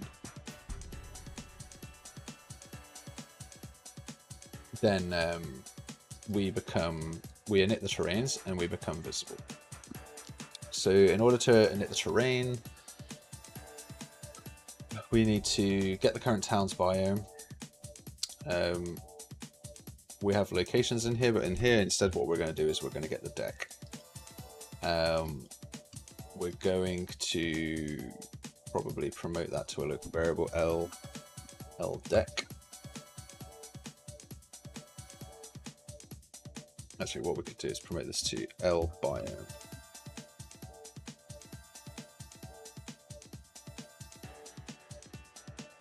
Let's just store this. I don't even need L biome. Let's just store this biome. This becomes the biome, and then we just do the logic off the biome here. This is no longer test. This is just we either have a biome or we don't. When we come in here, if we have a current town, we set the biome. Otherwise, we just run the logic. We set the deck from the biome. This can go in there. Let's just clean this up.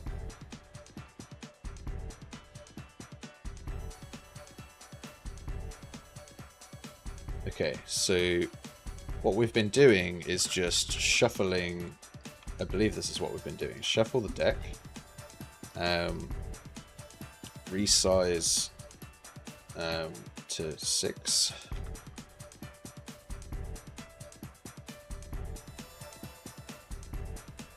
And we plug that in.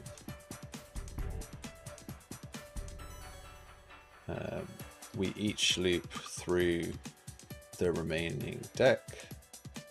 We create a terrain item that comes with a payload we're going to add here, which is terrain data.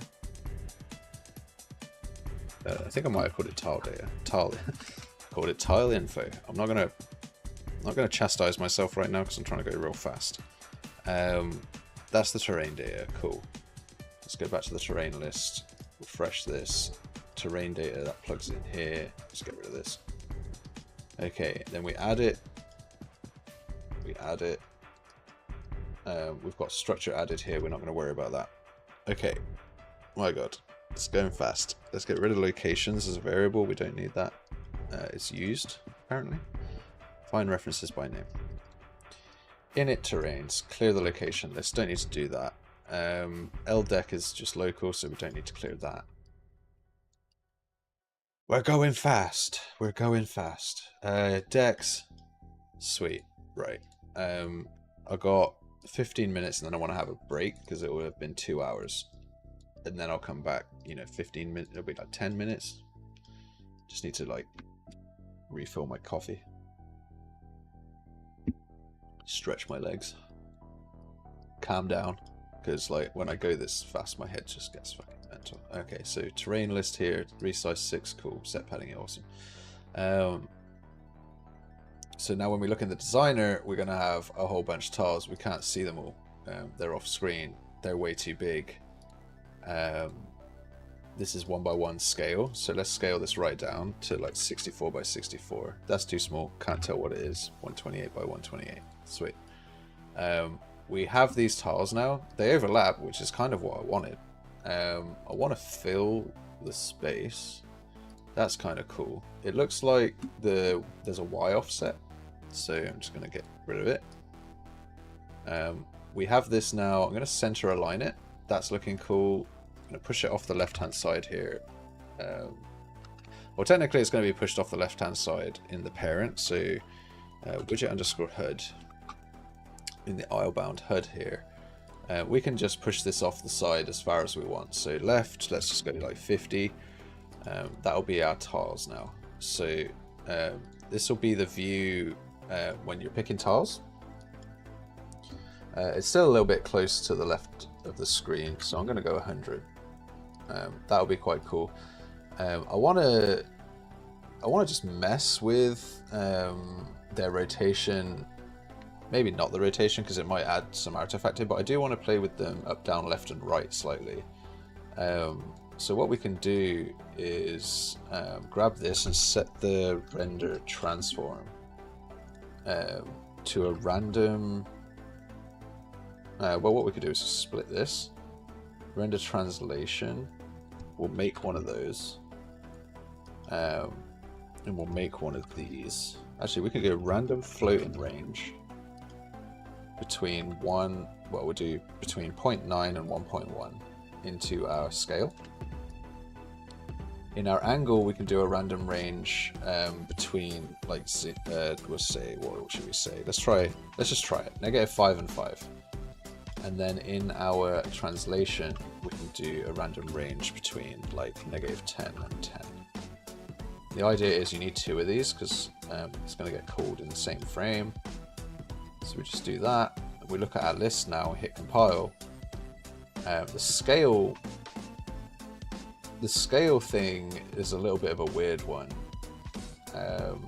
honestly. Also, they're all the same texture, which I find really weird. Because they're supposed to be getting a random texture at design time. Oh, but they're applying it to the same dynamic material, possibly.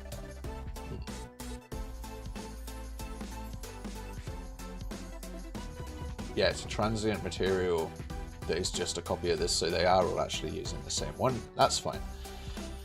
The scale, the difference between 0.9 and 1 is actually quite large. Do we like that though? Is that cool? They're all also rotated to the left, which is also kind of odd.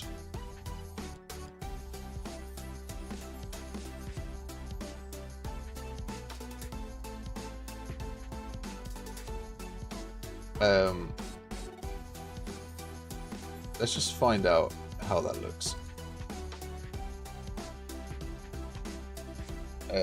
Currently it's still a random thing, right?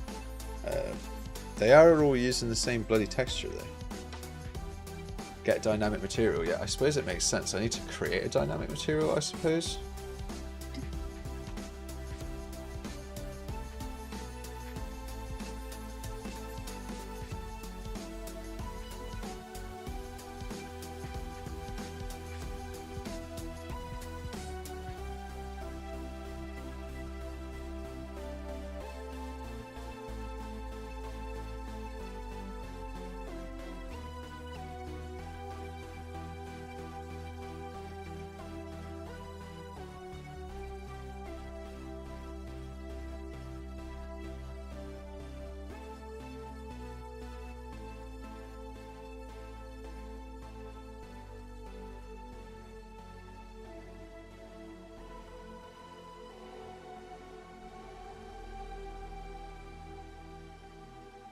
I see what's going on. Terrain data, break, texture.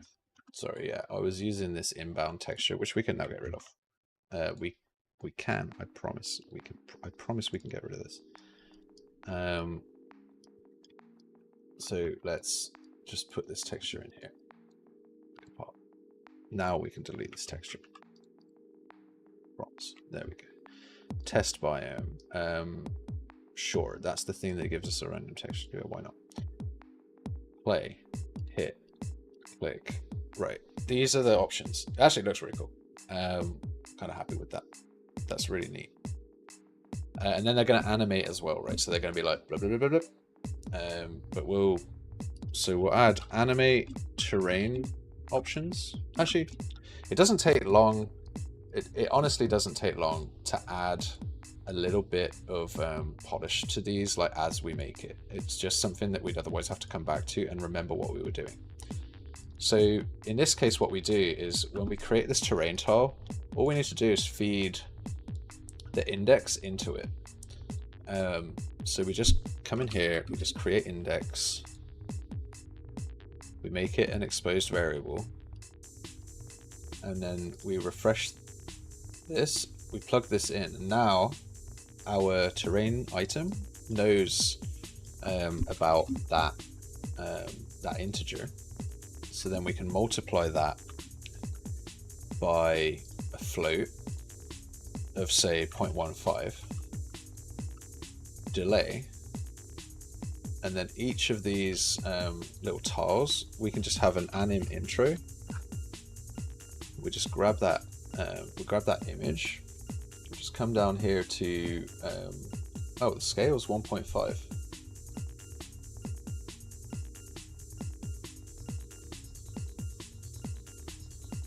Yeah, they're tiny now.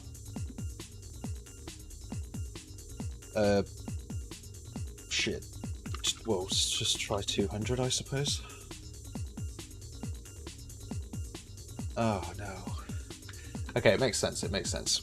128 by 128, and the reason they were overlapping nicely, and I was like, "Oh, that's confusing, but looks cool," is because of, yeah. Okay, so we'll leave that. And what we do essentially is we just set this to 1. My headphones are just, was that the music?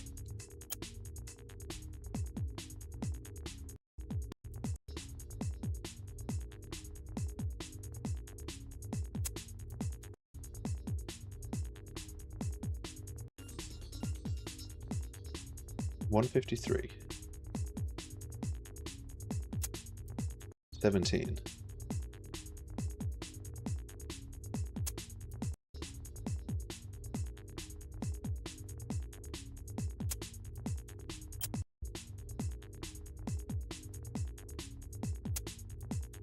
Yeah, screw that song. That song has what sounds like they've put in sounds of crackling. So we're just going to change our music. I'm going to put this in the description later. But this music is Gaia, Ray, Jungle Breakcore by Dusk. If you read the description, it says music can be used in streams and personal projects, blah, blah, blah. I really like the music as well. It's like old school PlayStation 1 era drum and bass. So that's what we're listening to right now. Yeah, it's weird, right? I didn't like that at all. That was horrible.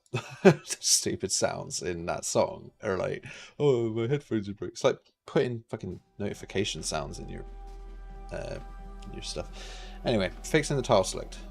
So we have this delay now. In our animation, we're going to go from 1 times scale. So we've keyed that here, and we just go to 1.5 here.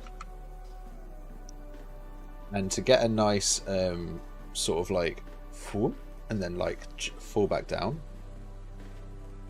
we stick 1.6 in here, 1.4 here, and if we go look at that curve now, we just like play with the curve a little bit. Just play that.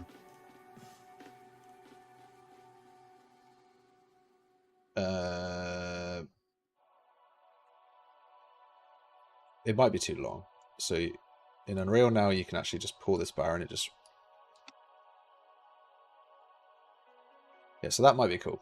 Let's just try that. It's like a little bounce, right? Little bounce animation. So let's just play that little happy bounce animation. We're going to play a happy bounce. Happy little bounce. Just put that happy little bounce in there. That was disgusting. Why was that so disgusting? It was like... I know the reason. I know the reason. So the reason was because it was static for so long. Set render opacity to 0 on construct on pre-construct here when we're in the main game to hide the asset. We're not supposed to see the asset until it pops on screen. Also,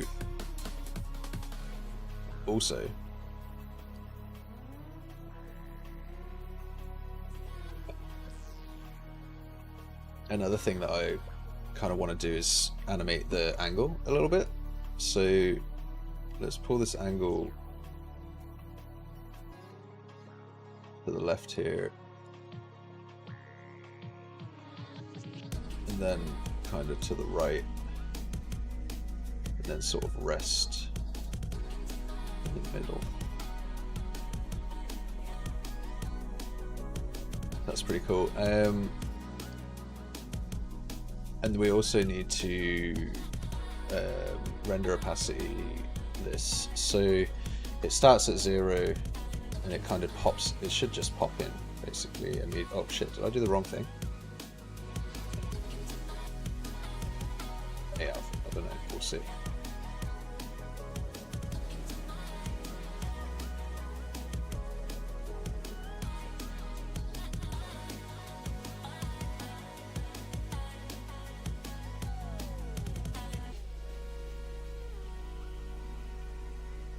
We'll try that.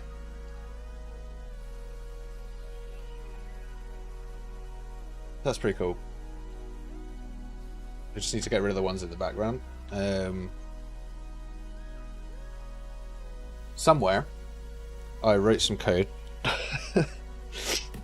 that gives you those 3D tiles, and I don't know where I wrote it, but I have some logic here. So clicking the first town as the place terrain state on the BP on town clicked event. BP on town clicked, right, and then increment tile moves state to place structures. So we need to go to increment tile.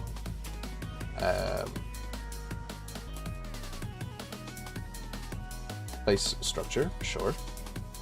Terrain hand. So we have terrain hand. We have an event graph that does nothing.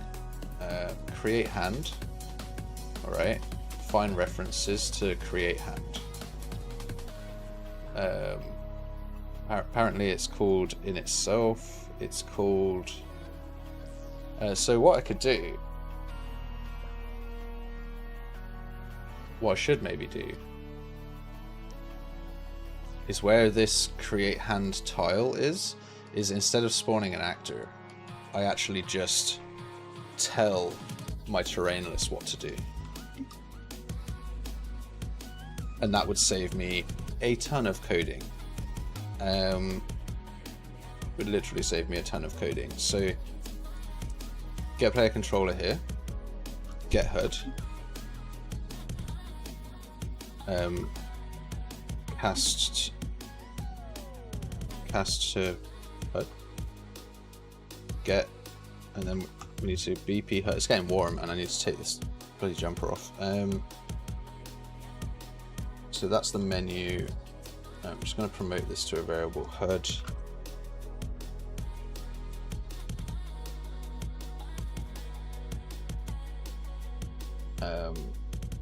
We're going to then get HUD. That to a variable HUD. HUD, HUD, HUD, HUD, HUD, HUD, HUD, HUD, HUD. you tell I'm going crazy? I've literally been game jamming for 3 days straight, and it is the hottest time of the year. I do have a week off coming up, so I'm going to make the most of that hot time of the year. But like, and I'm wearing a bloody hoodie for whatever reason this morning. It was cold, which is great. It was cold in the morning. I'm down for varied weather. Okay, so in the terrain hand, I'm going to grab that HUD reference so I don't have to do it every single time. Then I can just get the HUD.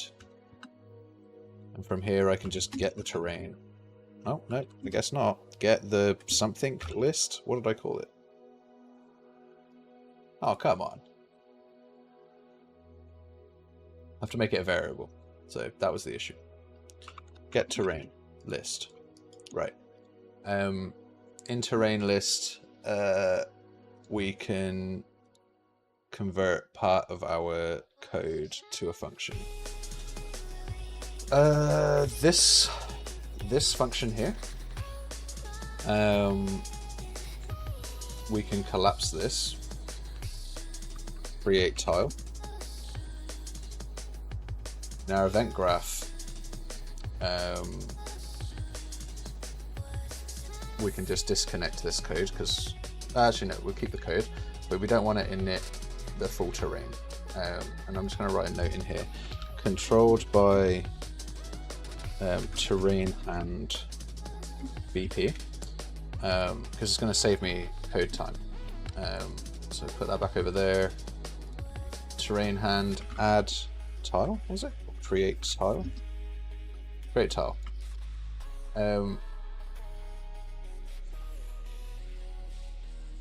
I'm guessing the terrain is randomizing itself. So when we init here, we have a randomize function on the terrain. If it has a biome, which it does, it does this random selection from the deck. So we just need to do the same thing. We get the biome, get the deck. We were going to add some weighting into this, and you can see in here actually we have weight, but like it just takes time to script it, so we're not going to do it. Here what we do is we just plug this in, we take index, and we plug this in. We have terrain clicked here, which is what applies.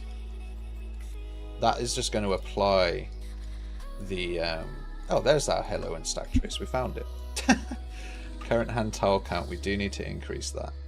This is currently what informs the tile on the ground to change, but that's going to be changed to a drag drop. So that should be cleaned up. Click, click. The HUD is not valid.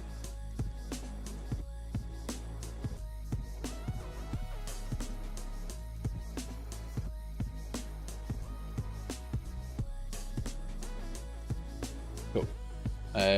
So that's working. That took bloody ages. I say bloody ages. It didn't take that long. All right, where are we at on time here? We're at the 2-hour mark.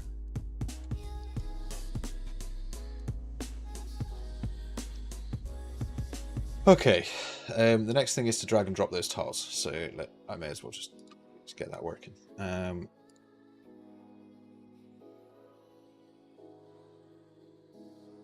going to do that after a break. I'll be right back. It's been 2 hours. I'm going to just have a break. Stay tuned. We're going to do some drag drop. We're going to fix the drag drop on the other structure tiles, and then we'll start adding score, ripple, more polish. We're 2 hours in. It's 10:46. When I get back, we'll have an hour until lunch, maybe 2. I might eat during lunch. I might just carry on through the day. Order some food, order some energy drinks, and just get this Games Jam like really finished up. I'd love to get to the point where I have, like, if I get to the point where I have little people moving around on splines, then I've nailed it. So I'll be right back.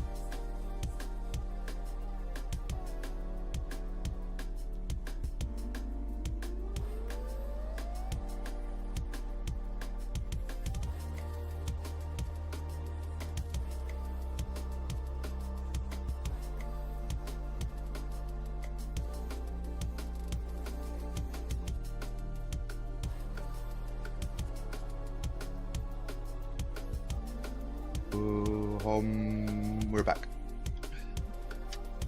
Okay.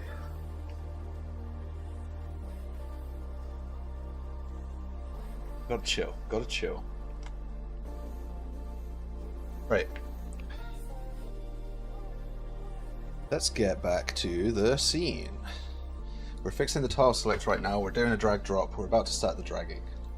So let's get that dragging going. So in the terrain item, when we mouse down, if the left mouse is pressed, we begin a drag drop. This is here because we copied it from a previous item that also does drag drop. On drag detected, we remove the item from the parent and we set the dragging state to true, which sets the desired location to the location of the town that we're at, and sets all other terrain tiles to be faded. That's not really necessary. You should know that you're only able to place this down on your tiles.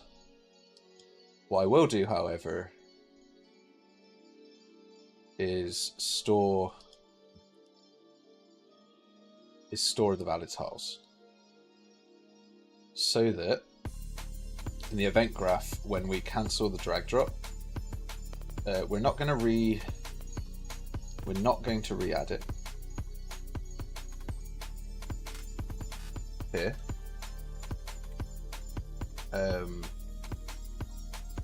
Setting the dragging state to false doesn't really do anything, so that's not. Yeah, sure. We'll do that. We'll set the dragging state to false because we might do other stuff in there. This little delay is needed because the mouse is still consumed. And so the only issue that is presented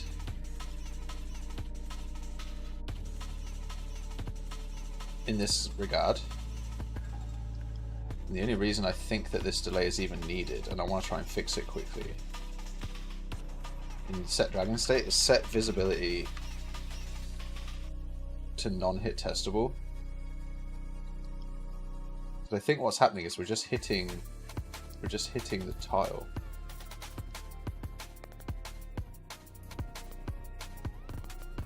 And then here we can set this back to visible.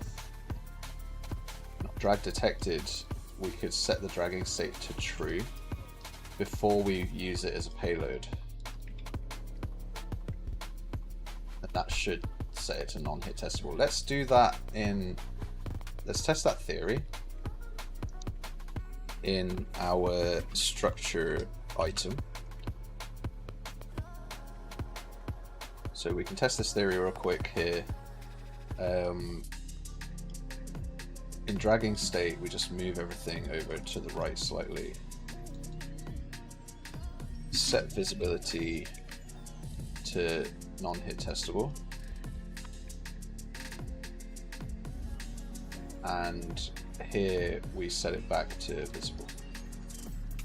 And then on drag detected, we just move this over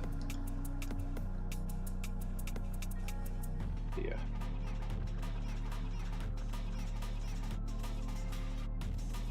Let's try it. This I need to actually solve because right now, not good, not good.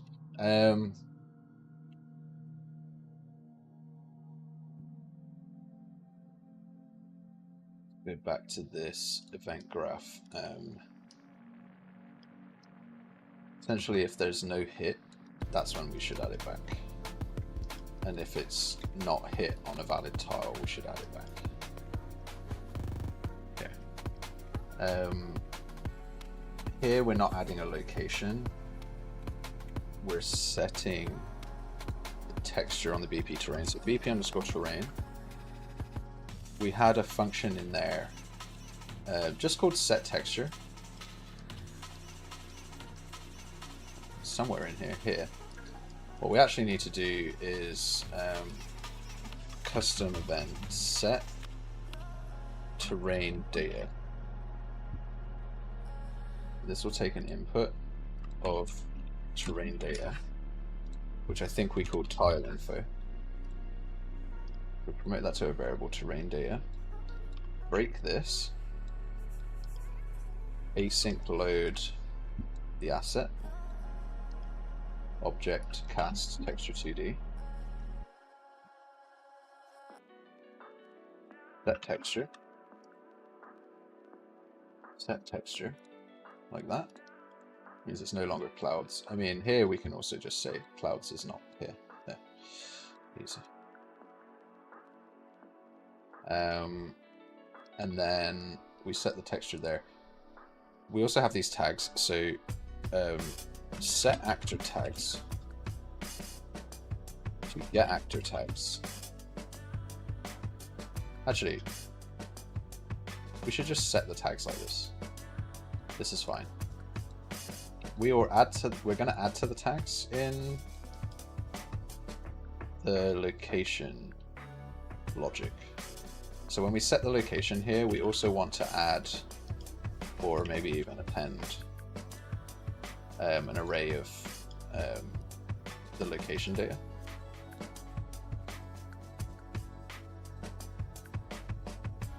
I'm going to do a little bit more with that. Add tags. I'll explain a little bit more of that later.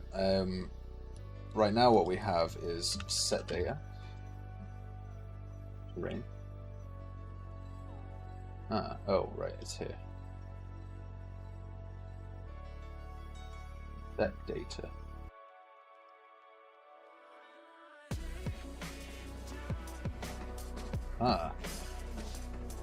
That's add location. We're adding it to the town. Oh, that's fine then. So we're adding a location. Let's duplicate that. Add terrain. So the town is holding a list of terrain structures. As long as the target terrain doesn't hold this, success, not success. We've got the add tags here. Yeah, we're gonna figure all this out. Target terrain. Clouds. If the target terrain is clouds, then this should return a fail. Otherwise, we will get target terrain, set data, plug the data in, plug the data in here, move this location, do that,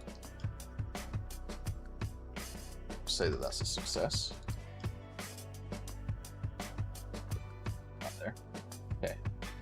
And back in our asset here, we add terrain. This is the target. This is the data. If that was a success, we can call it the structure was added, and if it was not a success because it wasn't clouds, then we can go here like this.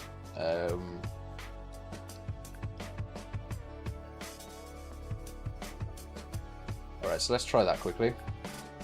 So we hit this, drag this terrain over here. Bonk. Okay, it's not working.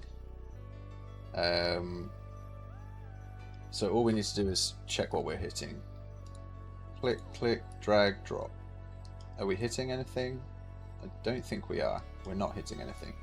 If we add this little delay in, let's see what happens. Water here. Now we do hit a tile, but we'll get to here and it's not clouds, so that wasn't allowed. Oh no, it is clouds.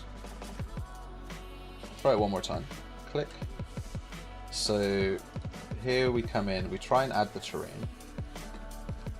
We move forward. Is it clouds? It is clouds. Right, yeah, that's not actually correct. Get highlight. Okay, so what we need to do in the BP terrain is there's a set highlight function. We're just going to promote this to a variable has highlight.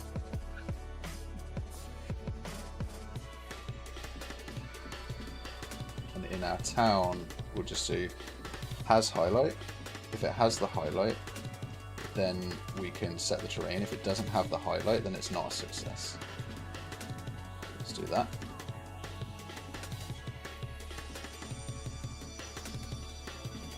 Okay, so we click like this. We step through 1, 2, 3.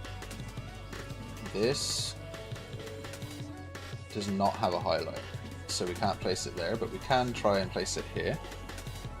Which will step through, ask if we have a highlight, and we do, so it will set the terrain data. So now we have that terrain data, so that's super cool.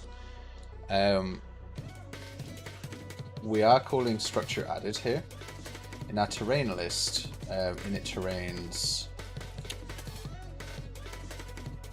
that would be in our terrain hand. When we create a hand tile, we create this tile, but we have nothing to bind to here. So what we need to do in create tile is we just need to return the created widget, return.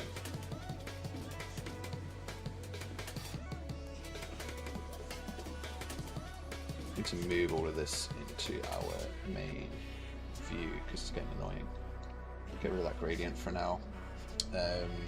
In our terrain hand, what we can do is bind to terrain. That's not working. That's because I've messed something up, haven't I? Structure item, structure added. Terrain item, and we'll do this. Terrain added. Terrain hand, terrain added. Bind event to terrain added.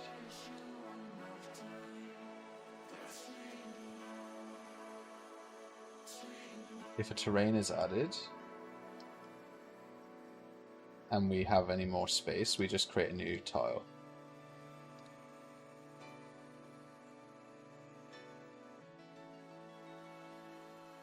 The signature for this.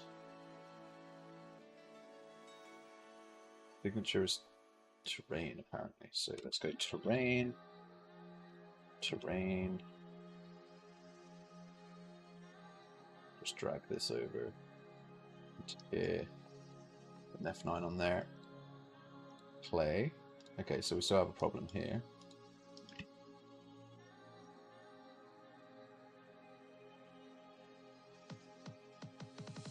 Not moving forward by one. And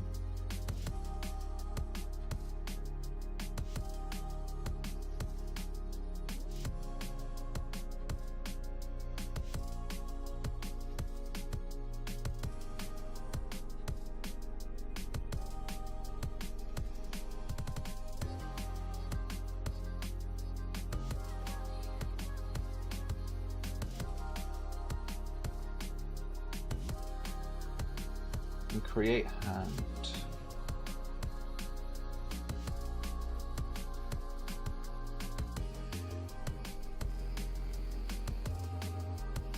Okay. We're not stepping forward. We're no longer calling increment tile. Where was that originally called?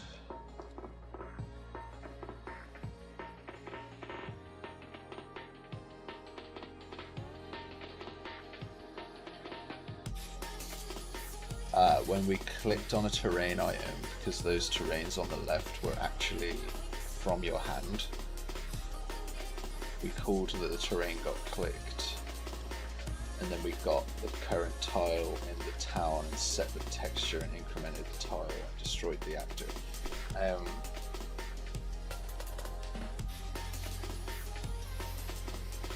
just going to disconnect this because that's not a thing anymore. We just need to increment tile on the, when we add terrain, we just need to increment tile here. Okay, click, click, drag, drop. We'll do this here.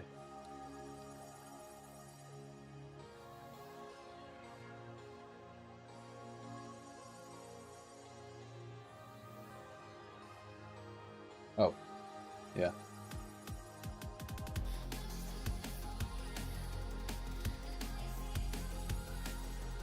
Huh. Yeah, there's an issue still with structure items and terrain items in general, that this little delay just doesn't serve us any great purposes. So, or it isn't doing a good job at the purpose that it's meant for, which is to collect the tile that we're hitting here. And it might be because we're setting the drag state to true. I don't know. Let's just try and do this.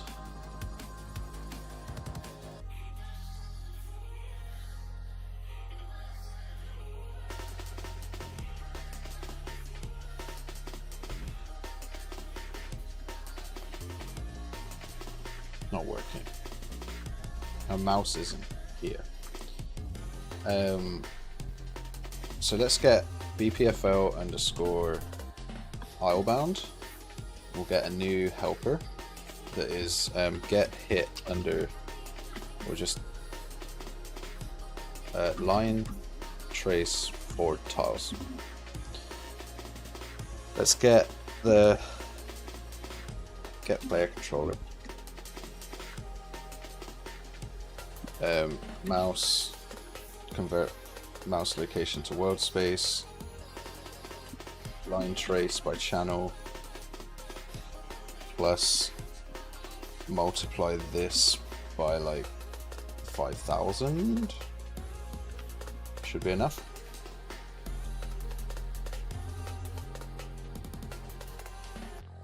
Trace complex. It means that all of our tiles are going to need to be hit testable. Hopefully that's not a major issue. And then we just return hit and success.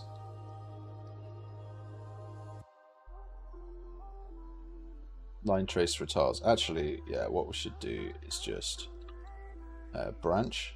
If this is true, it's false. Let's just get rid of this and turn this into a terrain. VP terrain out hit. It's nothing. And then otherwise break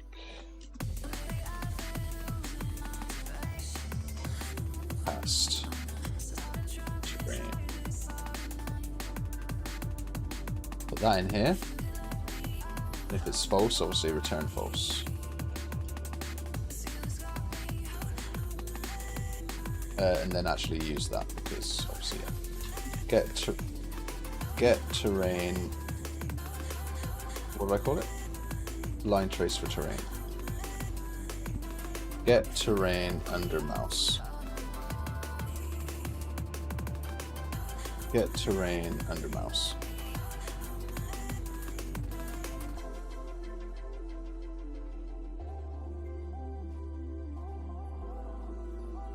If it's valid, we'll move on.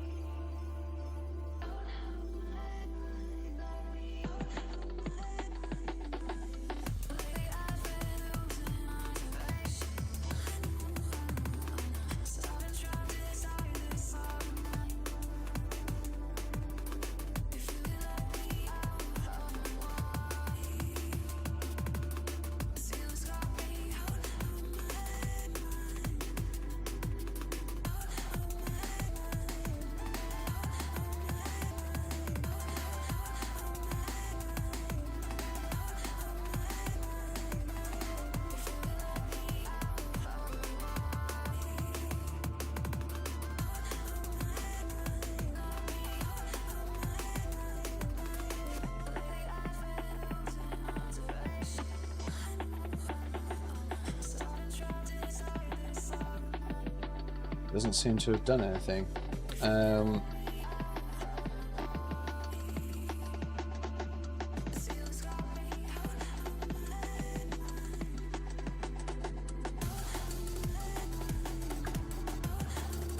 Never getting the terrain under the mouse.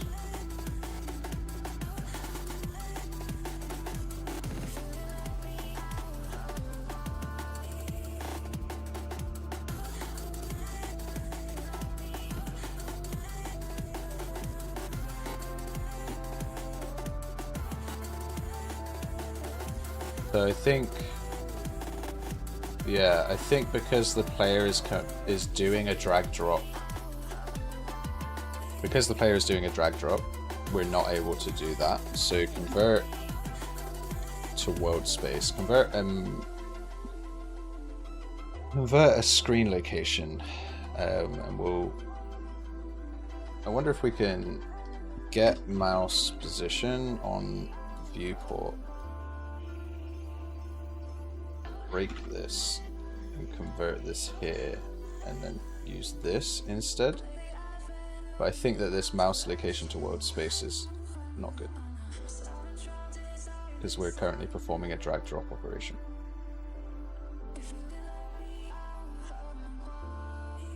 Oh, and I didn't hook it up correctly because I am a fool.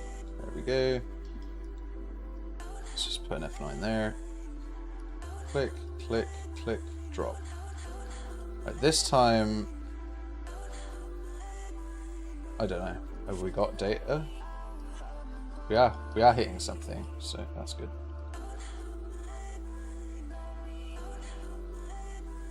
I can't see the line trace though.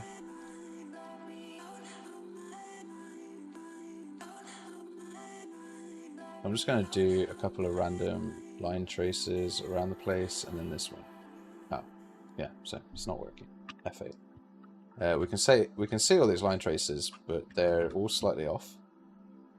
So in fact, if I just hit play, hit, and I just say I want to trace like just at the top left corner of that tile, and then jump out, you actually see how I've had my mouse here, but it hit here. So that's an issue with converting things between spaces here. Mouse position on viewport. Get mouse position. Try on platform.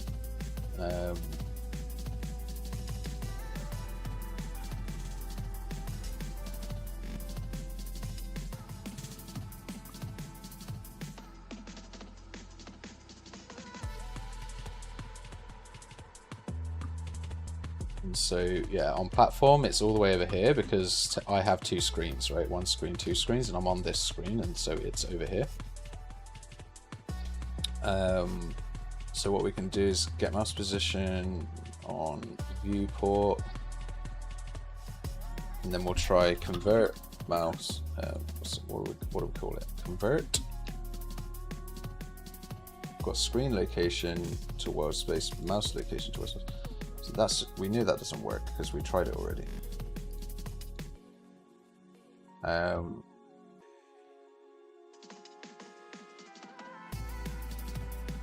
Deproject screen to world.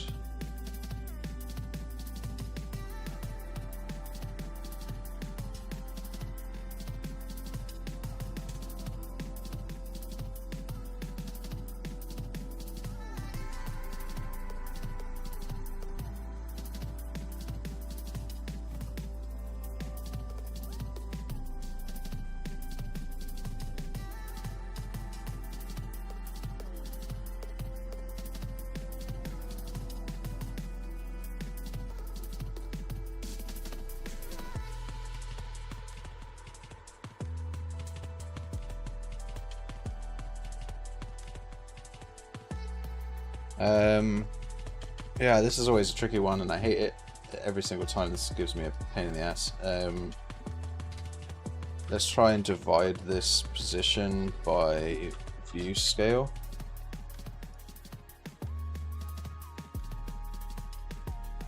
And then we will use convert screen to world.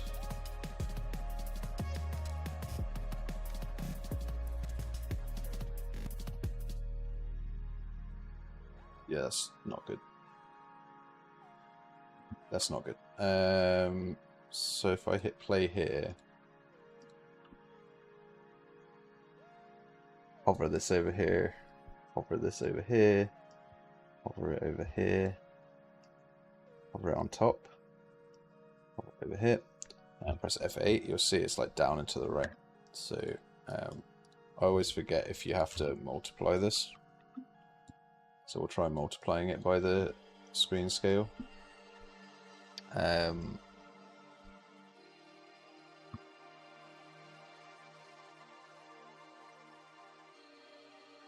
Here.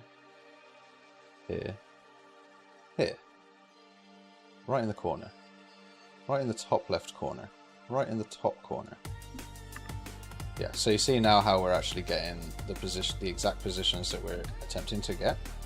So that's the logic that we needed. Doop doop. Get rid of these. Get rid of this. We want to get the position of the viewport, multiply it by the view scale. Break it. Take this down here. Move all this over. And just to double check, I'm going to do it full screen.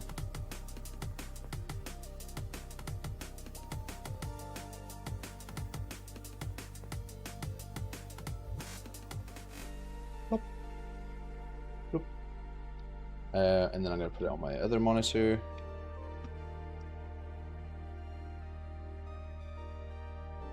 Again. This time I'm going to go like ultra wide. Oops. Ultra wide.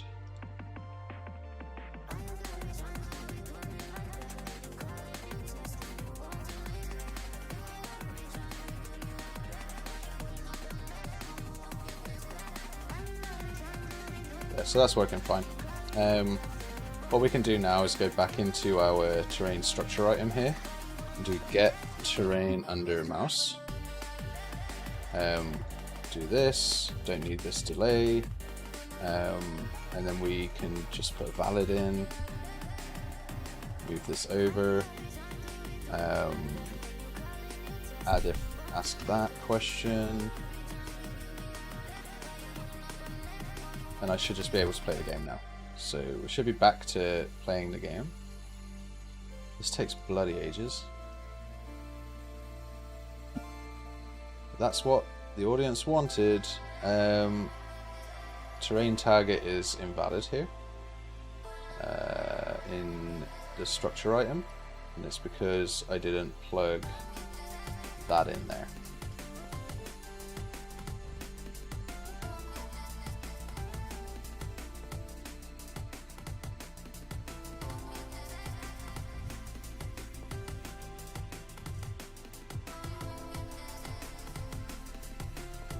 Oh, this takes ages.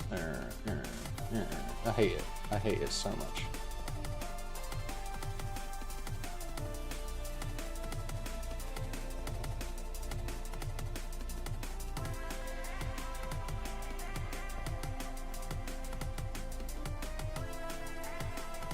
But I have fixed the bug from earlier, and now it's a lot more responsive.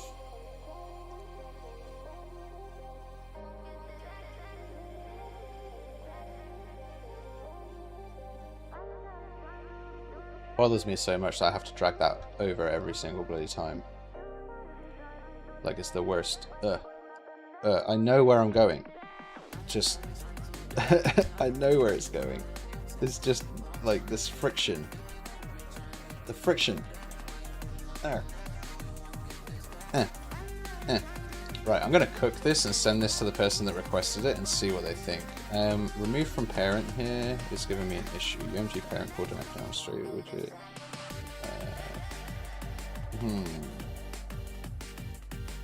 I need to find out when that's triggering, so bear with me.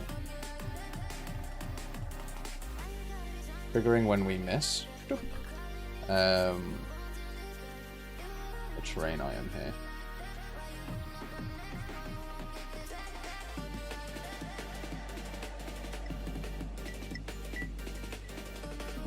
Hello? Yeah.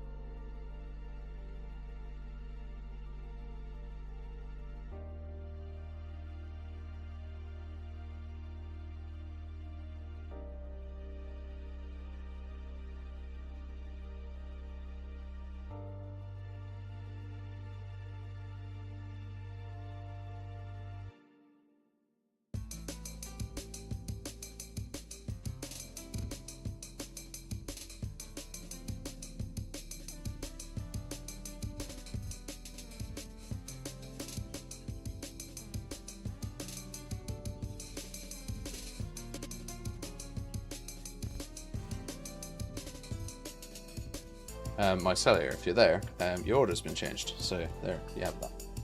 I thought we were ordering for lunch though, and that was not a lunch place.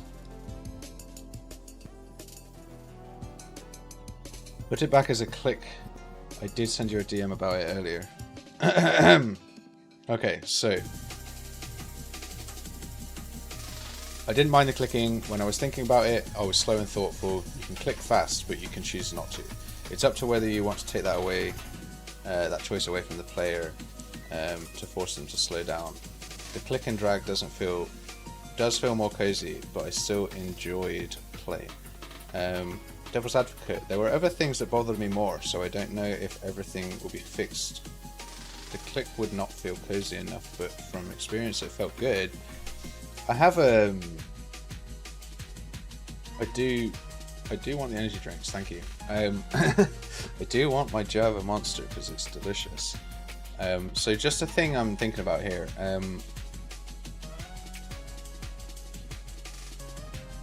What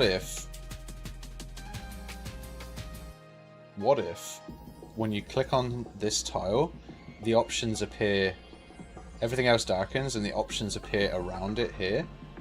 Like, because you have 6 options, right? So 1, 2, 3, 4, 5, 6 options. Everything else is a little bit darkened, maybe?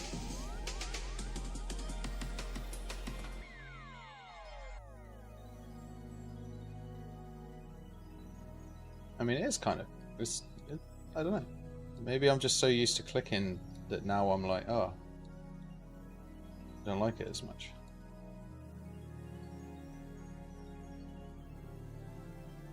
It's like the act of dragging makes me want to be able to place it anywhere on the loop, but the game design is that you place it in the loop.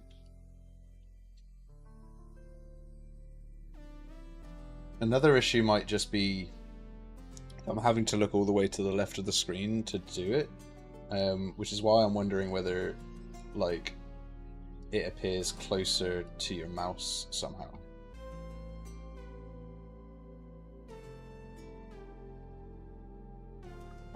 One thing that's really annoying me is when I drop these, when I drop the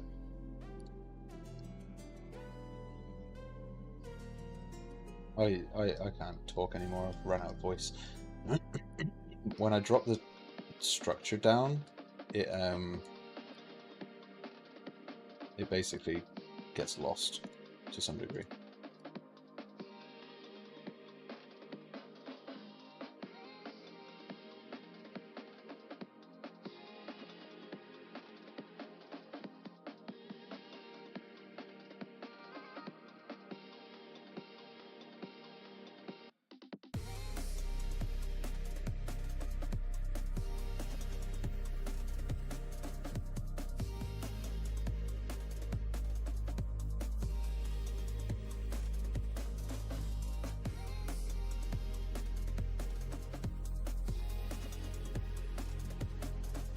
Repetitive strain injury from this game now.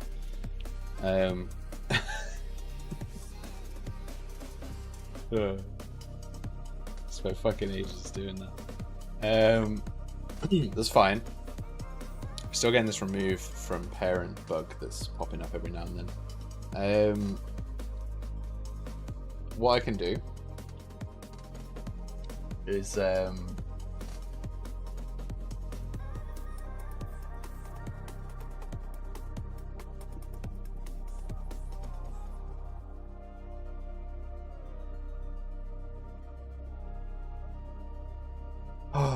what I could do.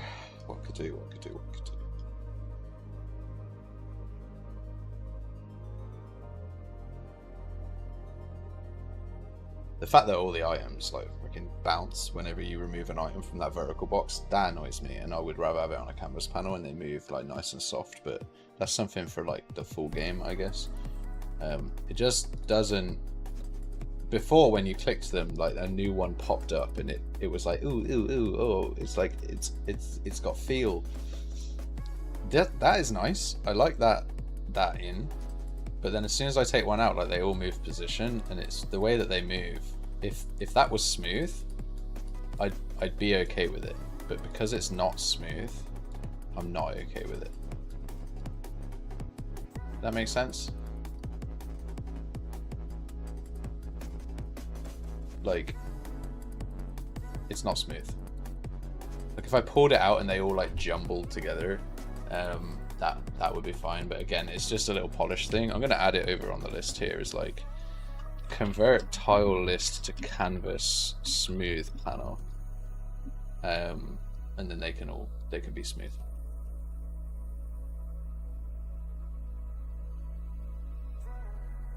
The other thing is it always adds back to the bottom, which is kind of annoying.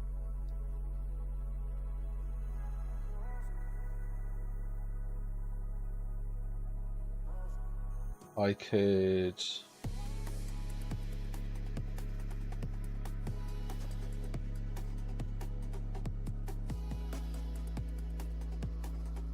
maybe fix it quickly. Structure terrain item on drag detected, on drag state changed. Instead of changing the visibility of the whole thing, I just changed the visibility, the texture to collapsed. See what happens there.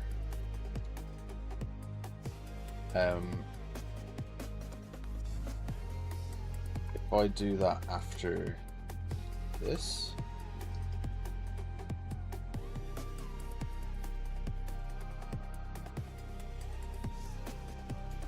so you can't do that.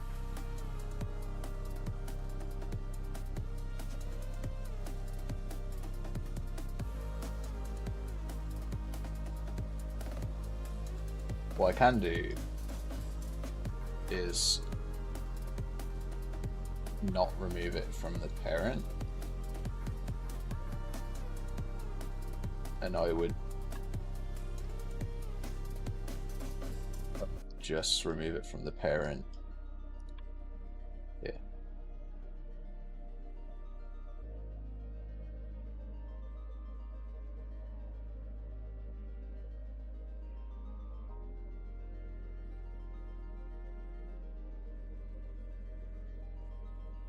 All of these add childs can just go away.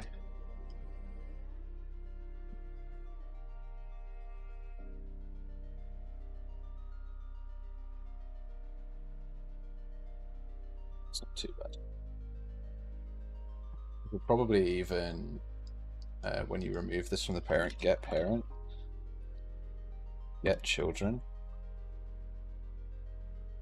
get all children, each cast to terrain item, anim, play,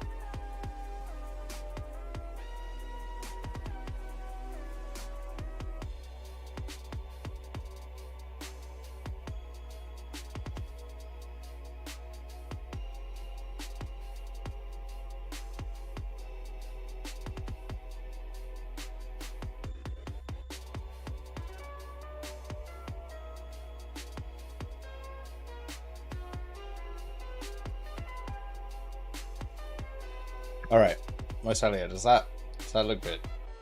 Does that look good? I don't know. Are you watching? Mosalia is my co-designer on this right now. I need someone to bounce off. I would love to bounce off the chat, but like no one really talks. Okay, so I click, I pick a tile, they get the nice wobble. They now randomly wobble left or right, and then we have the drag, the drop, and then these give a little bit of a wobble because before they were just like snapping in the grid, and it was just like, of all the cozy things in the game, that was the only thing that wasn't really very cozy. So now they kind of give a bit of a jiggle. And one thing I would love to do as well is, for example, functions wobble neighbors. And so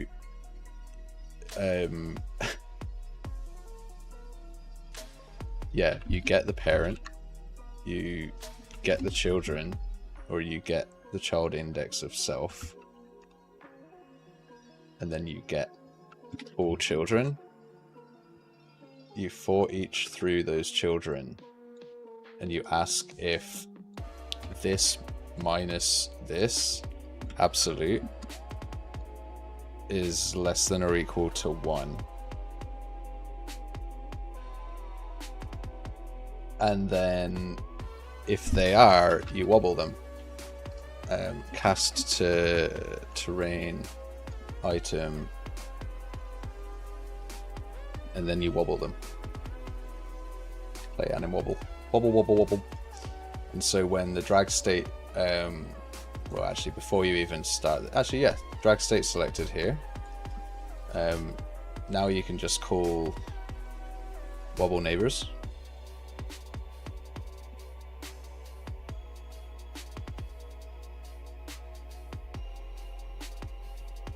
It's extremely wobbly now.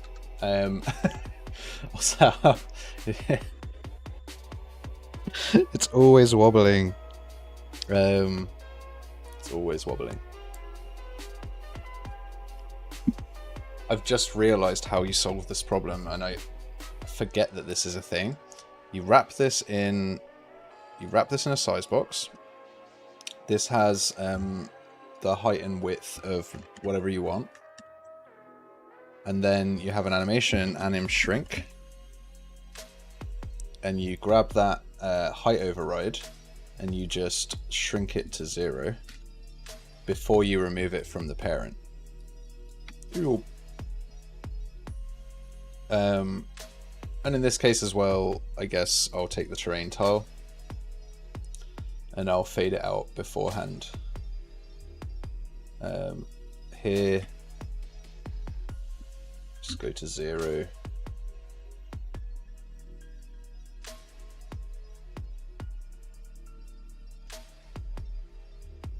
Anim shrink, play animation.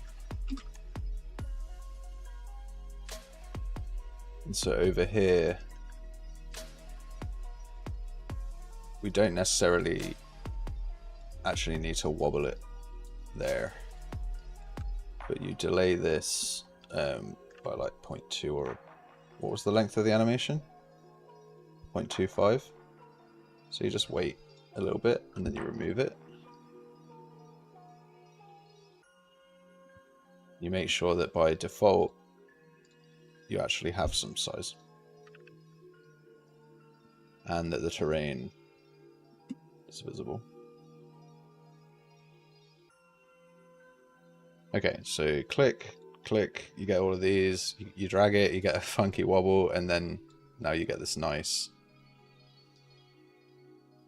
They do have padding, and so because of the padding, it creates an issue, so you can just get rid of the padding.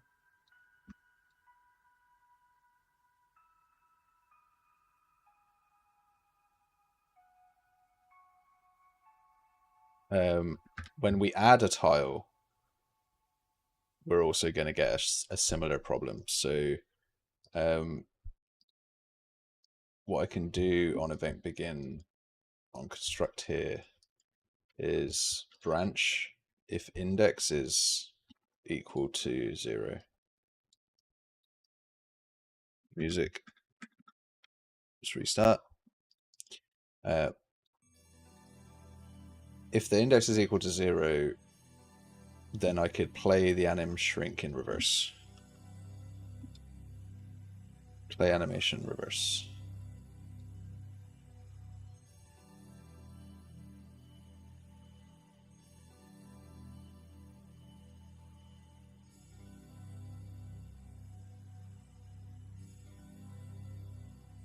Place some buildings down. So it's on the second tile that this really matters, because when we get the new tiles on here, you'll see that that shrinks and this grows. If I didn't do that, it's actually really cool as well. Looks like a CAD. Looks like a CAD flipping.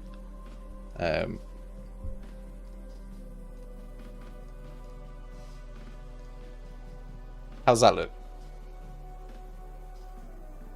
How's that look? I can also make it just click. So I might have it as a setting in the main menu or in the settings. So what you can do is come down to on mouse button down, and you can just get current town, get current tile, set data, set terrain data to my terrain data like this, and then there's a couple of other things that need to be done. You can add terrain like this actually. Current town, current tile, set terrain data, and then in the event graph, if that was true, may as well have a custom event for this. Custom event, set terrain on target.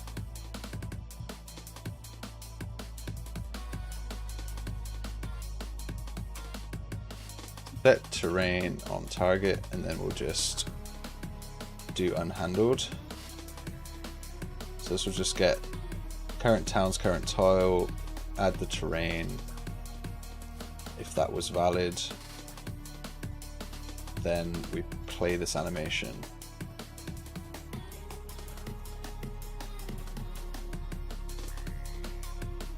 And so over here, do the same. Set terrain on target. And then this is just an animation that wobbles other targets, which is fine.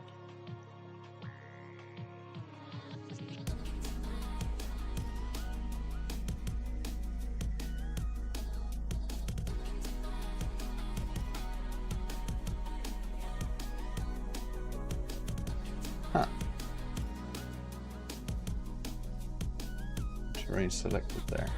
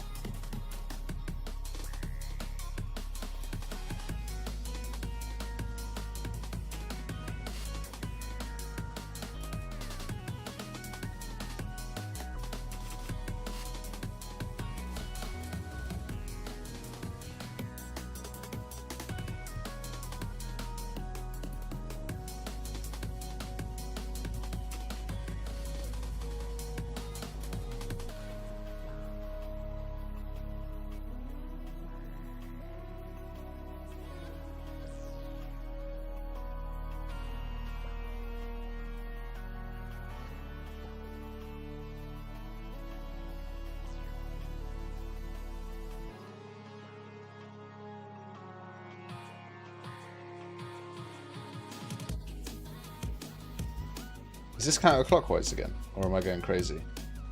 This is counterclockwise again, isn't it? Oh my god. This is not clockwise. I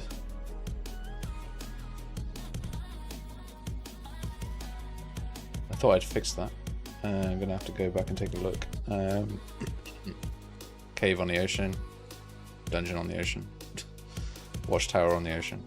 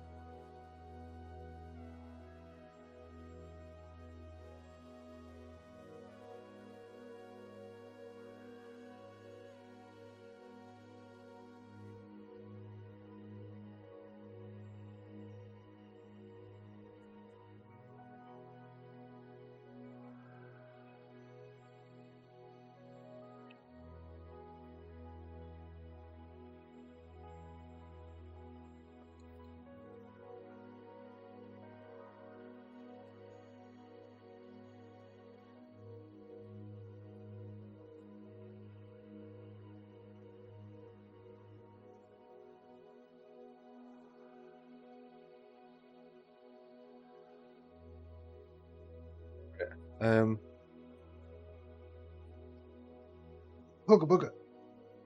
Hugga bugga, hugga bugga, hugga bugga, hugga bugga.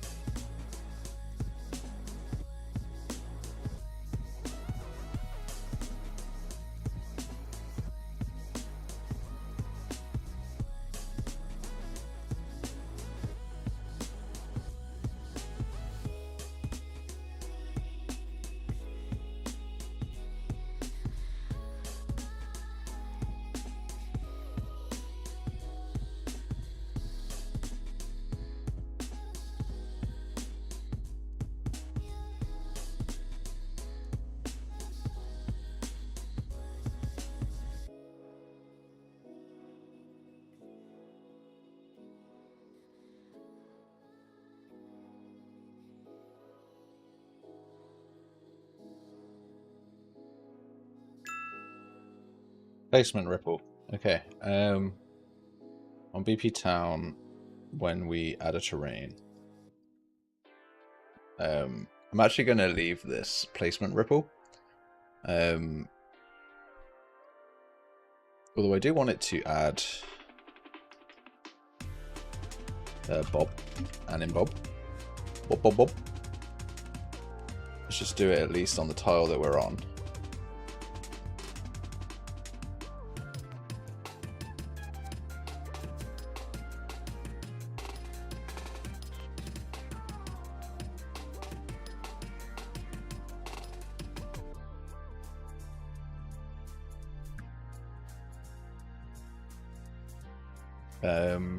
Lunchtime. Yeah. Okay. So, yeah, the stream.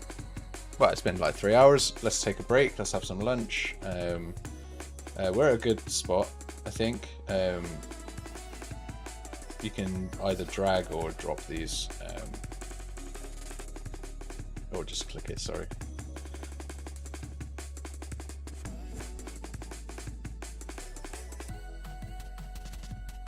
What I'm going to do is,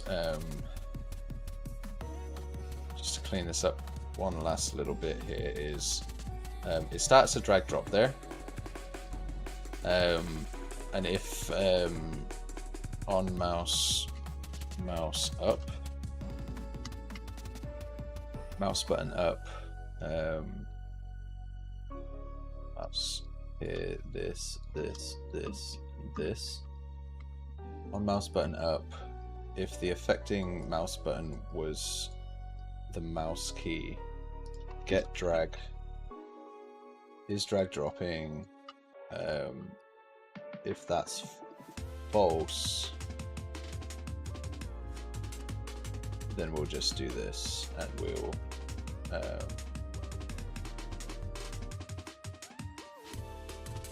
handle it here.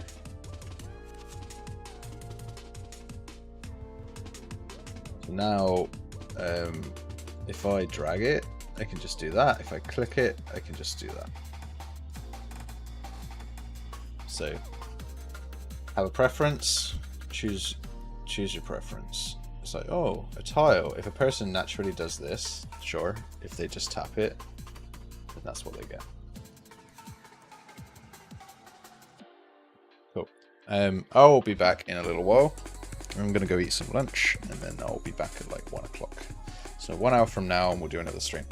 Thanks very much. We are on to doing a score in the next one. So we fixed a lot of bugs and we polished up some UI.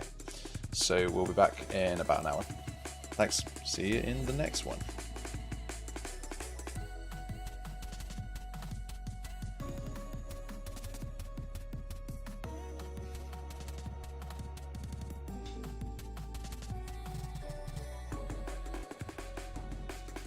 We'll be back in literally an hour, so I'm just gonna eat some food. Come back and hang out. If you're around, I'll show you where we're at.